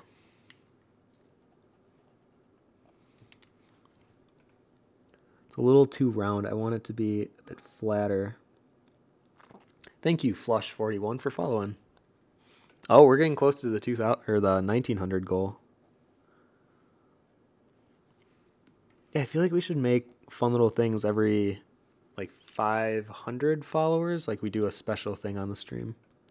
What that is, I don't know. Maybe I'll leave it up to you guys to pick and choose.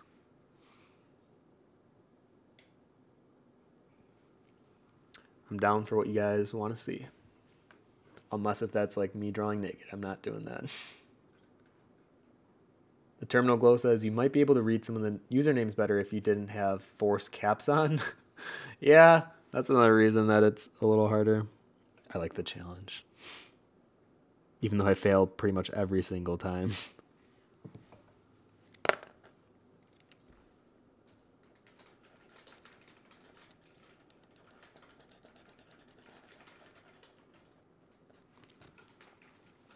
His skin is also a little too perfect. I'm going to rough it up.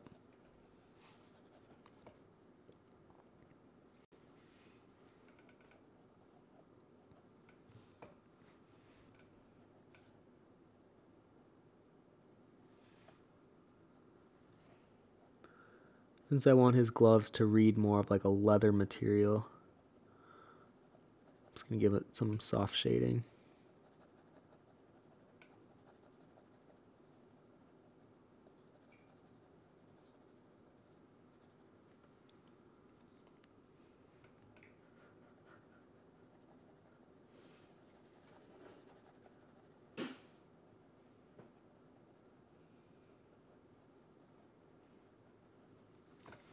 Like that.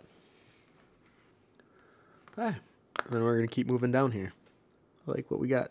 So essentially, top half of Nate is done. Oh, you know what, though? He has kind of the impression of a skeleton rib cage on him. Because he thinks he's deep and emotional. So I'm going to give the impression of that here. Actually, the more I look at him smiling, the more I'm like, that is not him.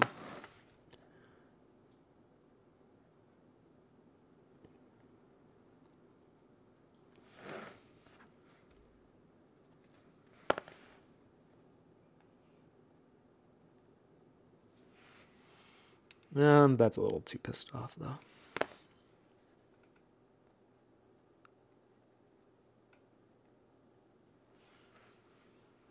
It's a little bit more of a happy middle ground.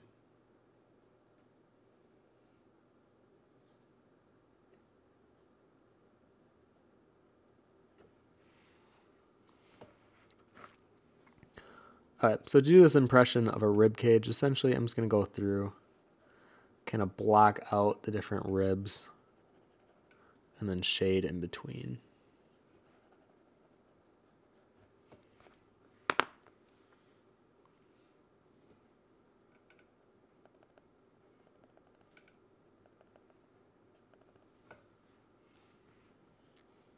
The other thing that I kind of wanted to have fun with the story is like, so for example, he's wearing this rib cage t-shirt.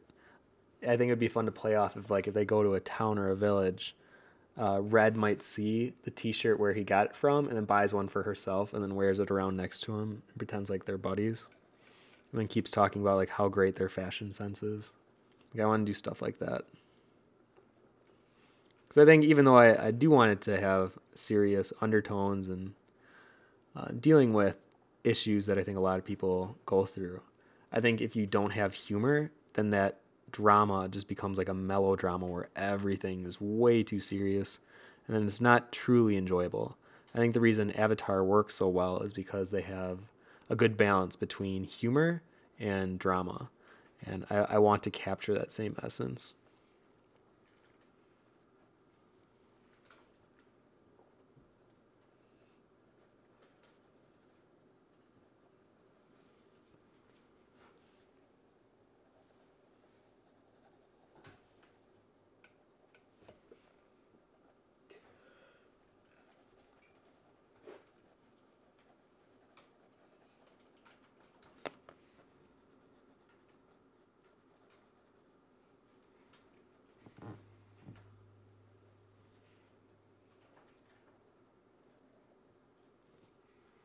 Something like that. You can see it's just like a faint impression.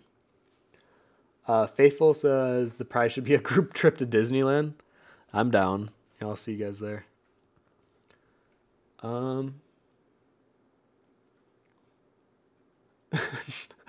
Not weird at all, just curious, but apparently many girls want to date with Nate already. Oh boy.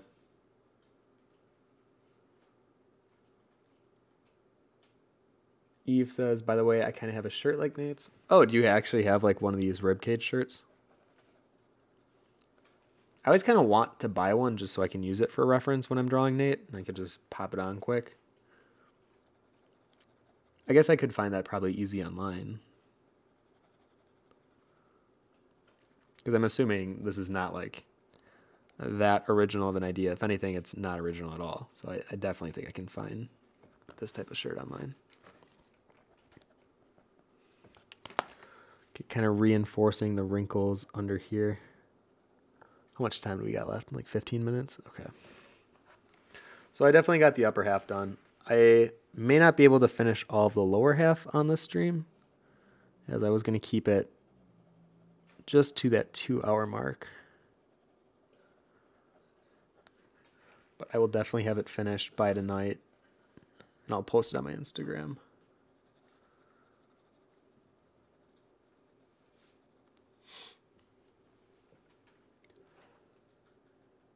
Faithful says, one of the hardest parts in drawing him for me was that ribcage. I actually think you did a good job.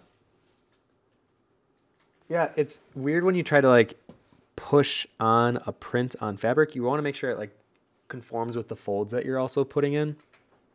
So I think you did a good job. A lot of times it's like putting it on and then lowering the opacity by a bit.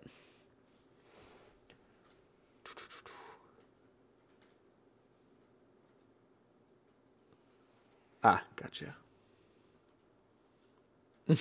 Nebula Fox. Tim puts on a red wig. Now I'm red. Essentially, yeah.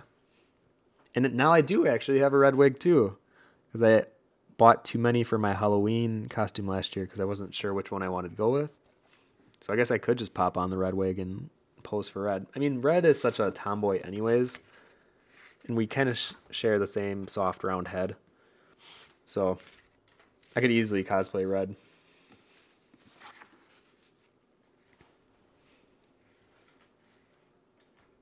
Okay, so I guess on the stream, let me show you. I'll at least show you what I was going to do with the pants, because I think that's another important area to kind of show material and texture. So let me move the camera down.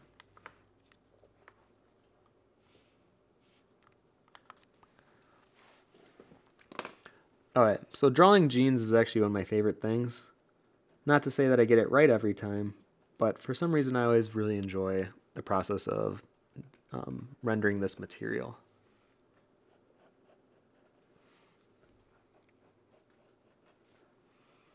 I think a part of it is I like drawing these kind of little wrinkles and then goes into like these big long lines. And the real texturing is within these lines. So even though the outside might be a straight line with like little nuances, the true detailing is on the inside.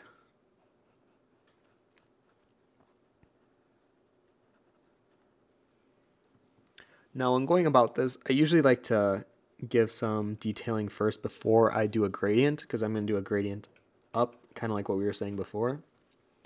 So let me first do some soft block-ins. And since Nate is kind of a dirty character anyways, in terms of like he's always running around and he's in the city life, having textured pants that maybe even gives the impression of being worn and tattered, that's okay.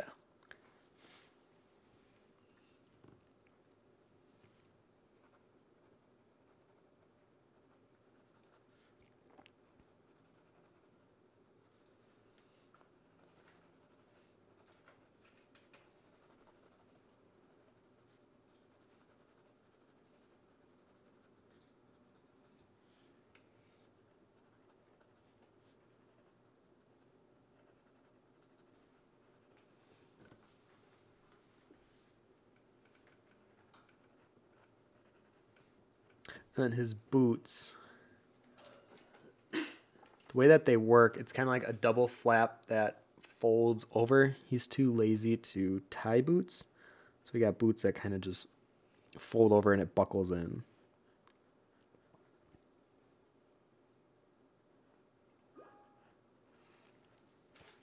Thank you, Roni, for following.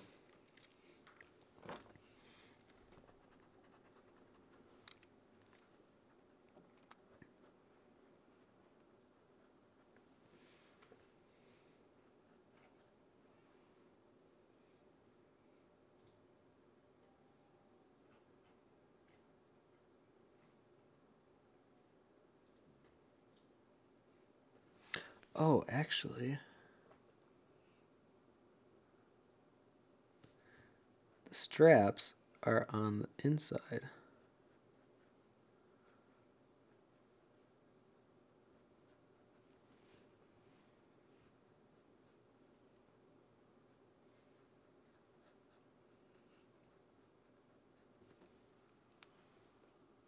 Oh, I don't know if I like that.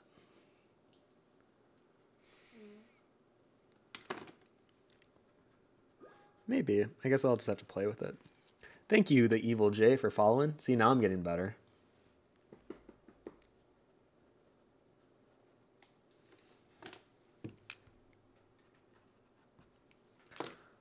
Okay, so with some of these wrinkles kind of set in, then from here, I'll just do a light shade. And I'll go in up and down motion because the way that jeans are fabricated, the thread goes up and down vertically, not horizontal. Usually. Sometimes they're angled. It all depends on what kind of style and brand of jeans you're getting.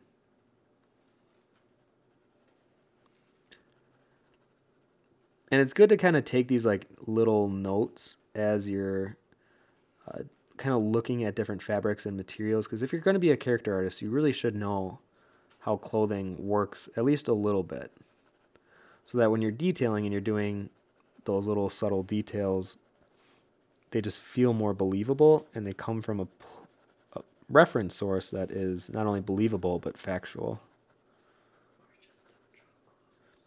Or Key says just don't draw close. They'll all be naked.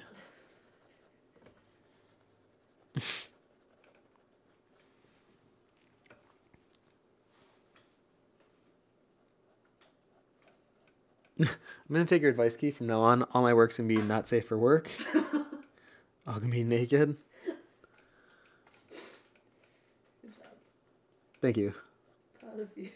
Yeah, I'm really pushing myself out of my comfort zone and everyone else's comfort zone.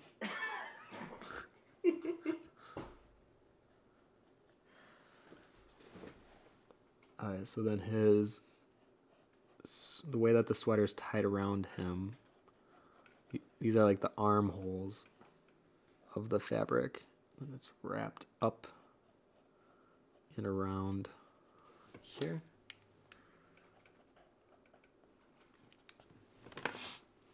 Oh, there's a lot of comments, I'm sorry. Joe Pasora says, and how about shading darker characters, a base gray and then shade?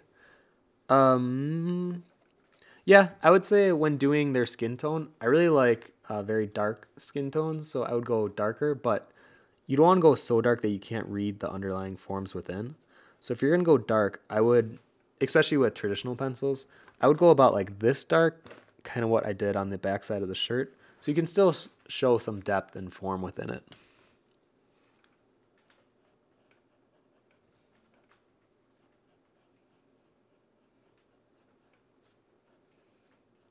Then I'm drawing the seam line on the inside here.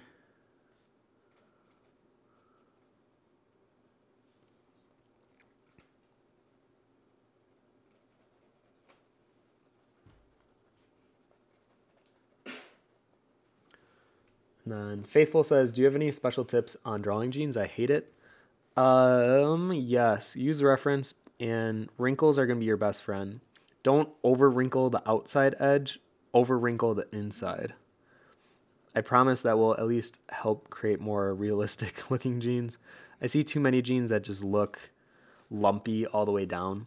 And the only areas you really want to fold it in, depending on how their leg is positioned, is usually in the knee, in the shin, calf area, and then if it's inside of a boot, definitely. If it's outside of the boot, it could probably be more straight leg, depending on what type of jeans you're trying to create. If you're trying to create like skinny jeans, having a lot of little wrinkles will help out and kind of just shows that the fabric is stretching on the skin and it's very tight. But otherwise, if you're going for more of a straight leg, like what it says, it'll probably not have as many wrinkles, and then a relaxed jean will definitely have a bunch of wrinkles.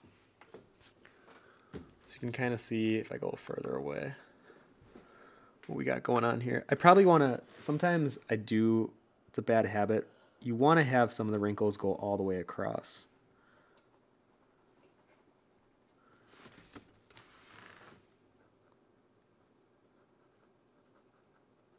Like that. Faithful says, sorry for all the questions, but what time period is swordplay and what kind of criminal is Nate? Conman? The time period is still, this is probably one of the hardest things for me to decide, because if I have electricity, then that implies that there's other time and set pieces that should be included, like cars and stuff, but I don't want to include cars, and I'd rather not include guns. So I'm kind of having this a little bit of a dilemma figuring that out still. I would say think like early, if I had to pick a time period, I would say a very modern thinking 40s time set piece. So they don't have the old mentality of like racist and females are seen less than. Definitely none of that crap. They're definitely more intelligent, but I think the time period setting, I really like kind of classically organically made items. I'm not a big fan of plastic in any regard. So having everything that they carry or everything that they interact with on like at a bar or wherever they go, it's all physical. So they'd be drinking out of glass, not plastic. Red's case is made out of leather and metal. It's not a plastic bin that she's carrying. And I really want to carry that kind of essence and vibe throughout the entire book. So I got to make sure that the characters reflect that as well. And what kind of criminal is Nate? He would consider himself... What's the best way he would consider himself? He's definitely into some things that he shouldn't be in. He's a great heistman, con man, I guess, yeah. He is a thief, and to make money, he does things that he's not proud of. Specifically, he's kind of a... What's a nice way to put it?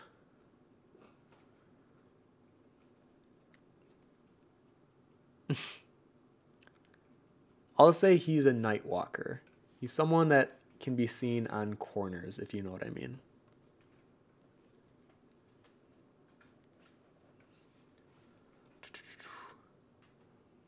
Faithful says, what about red shaved sides? How do you do that in a wig? You shave the sides of the wig, maybe. I don't know. I've never actually cut wigs before. I don't know if that works. Faithful says, oh, nope, I read that one. Eve says, by the way, Tim, I heard you like bath bombs. I might be making a batch somewhere in the future. Say, what are your favorite kind of scents? Oh my gosh. Yeah, I do like bath bombs. I feel like I can kind of relax in the tub and just reflect on my life. Sounds very dramatic, and it's not. Banana. I really like the smell of banana. Anything sweet I like. Vanilla is very safe for me. I would say most scents, as long as it doesn't have... I'm not the biggest fan of like chamomile, or there's some flowers I'm not the biggest fan of. Or if it sounds like, smells like woody, I'm not the biggest like wood candle fan. But yeah, if it's sweet, I'll usually like it. Joe Pasor says, how do you keep your shadows very smooth? When I draw shadows with mechanical pencil, you keep seeing the strokes and it looks messy. How do you keep that from happening? I can show you close up. So essentially, when I'm doing... Here, I'll erase this part.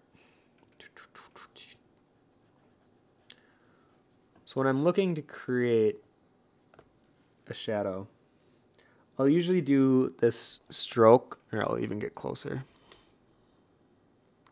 Or no, my lamp is not allowing me to. But essentially, then I'll work it in slightly different angles so it kind of covers up the stroke, and I work very, very light. I think what might be kind of misleading sometimes when I do these traditional streams is how light I'm actually pushing on the paper, but I'm working faster than I used to. So I'm able to create this kind of smoother looking result, but I'm actually working a lot faster than what you might be used to, and you might be used to pushing down a bit harder, but I'm barely pushing on the paper at all, as you can see here. And I like to do reverse contrast and reverse shading, I call it. So like on his sweater, it should be casting a shadow, and I'm still gonna draw that cast shadow, but I'm gonna actually make the sweater darker just to give more contrast to the fact that this is closer to the viewer than his pants. And it's that whole illusion of depth in the way that you work your values. It's that whole thing of closer is darker and farther away is lighter. So zoom out. Kind of see the effect that gives. Now, I probably wasn't going to do too much more. I mean, I will definitely detail this out further, but I can do that later tonight. I was glad that I got to do at least the upper half in the face to give you guys a better idea of that area. And for the side of his jeans, I'm going to carry that seam down, and then when we get into the wrinkles, I'm going to go back and forth and then go down the side of his calf. So you can see what that looks like, rather than just having it go like straight down and then like kind of just do a straight line here. That doesn't make sense. You have to conform with the wrinkles that the jean is creating. So I'd probably keep it kind of dark, and then as I get further down, I don't like that hump. As I get further down, I'm going to keep it more silhouetted out, kind of like what we did for red. I like having that white silhouette. I'm going to do the same for Nate here.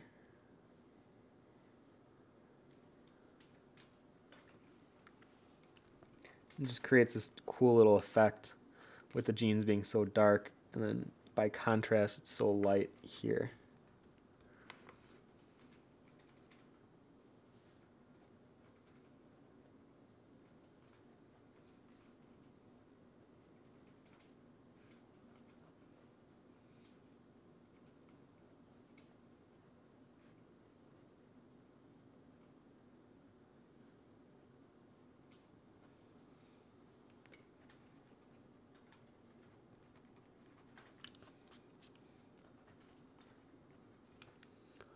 Okay, we're a little over our time, so I think I'm going to finish it up here. And admittedly, usually when I'm going to be drawing Nate in the story, he's not going to have the jacket with him anyways. So the blunt of Nate, the part that I actually wanted to get finished, that's essentially what he'll be wearing in the book. But I also don't want to be a book like Final Fantasy where they're wearing the same thing the entire time. I want them to be constantly changing their clothes where it's appropriate. I think like if they're traveling on a road and they don't have suitcases or luggage with them, it doesn't make sense for them to wake up the next day in different clothes. They just have to kind of make do with the clothes that they're in. And also, they're going to go to the bathroom. I feel it's weird in video games and stories where they never take a bathroom break. It's like they always plan accordingly, and apparently they're on the same pee schedule.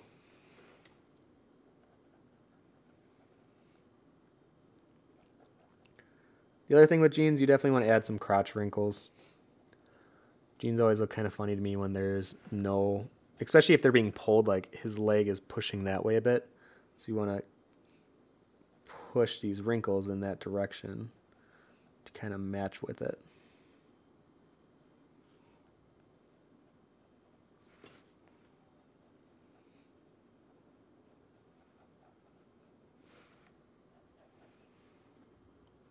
Like that. And here's the zipper crotch inset.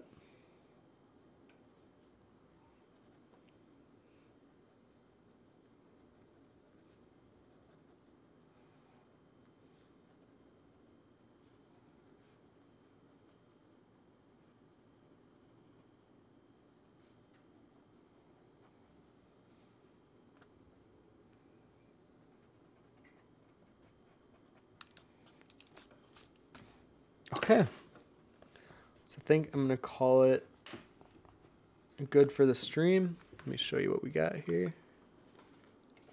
The other thing I noticed, I made his head kind of big. I think to change that quickly, I could just lower the hairline on the back.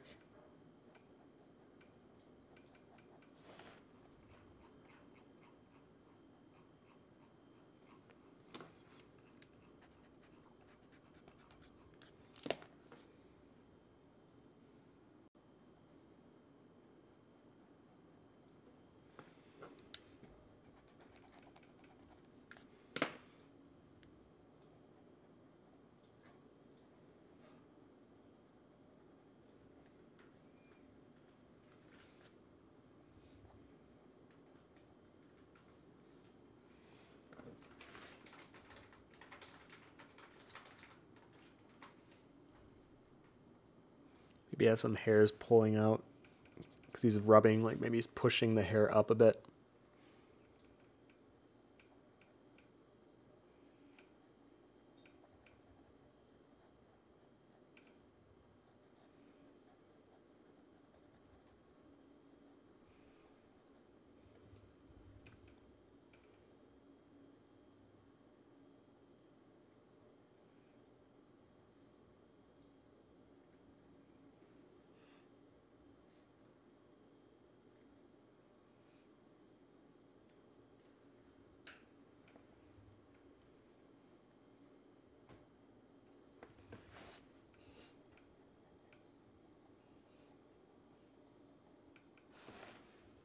Yeah, I think that shrunk his head a little bit at least.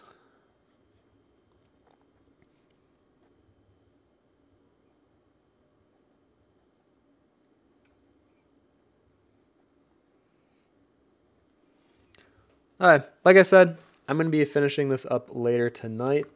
And if you want to see the final, I'll be posting on my Instagram, which is @VonArt. And it'll probably be much later tonight. I'm going to go get food and then do a little bit more work here. Okay. So yeah, that is our little Nate character. Got some more to go. So thank you guys again for coming. And last little reminders. Be sure to check out, if you're interested in clay sculpting, the Sculpt Box link is below. It's finally out for pre-order, and you can order that now. And essentially, it comes with everything in the kit, with all the tools you need, 2 pounds of clay, which is exclusive for CG Cookie, and tutorials on how to get started. So you can learn how to model a monster, a hand. I believe there's a lot.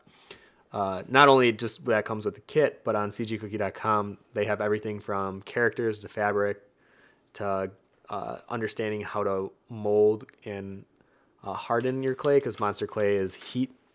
I think it's called a heat fixative. I don't know if that's the right term, but it needs heat to soften up and sculpt with. So just something to be aware of. We have the contest going on right now, which is the Lemon Made contest that is going to be ending kind of near the middle of February, and then we'll be announcing it near the end of February. Actually, I think it's March 1st we're announcing the winners. And those are the big announcements. So thank you guys again for coming. If you're interested in my sketchbook, there's also a link for that. And I think that's all I got. Let me see if there's any final questions here. You all get a fridge from me today.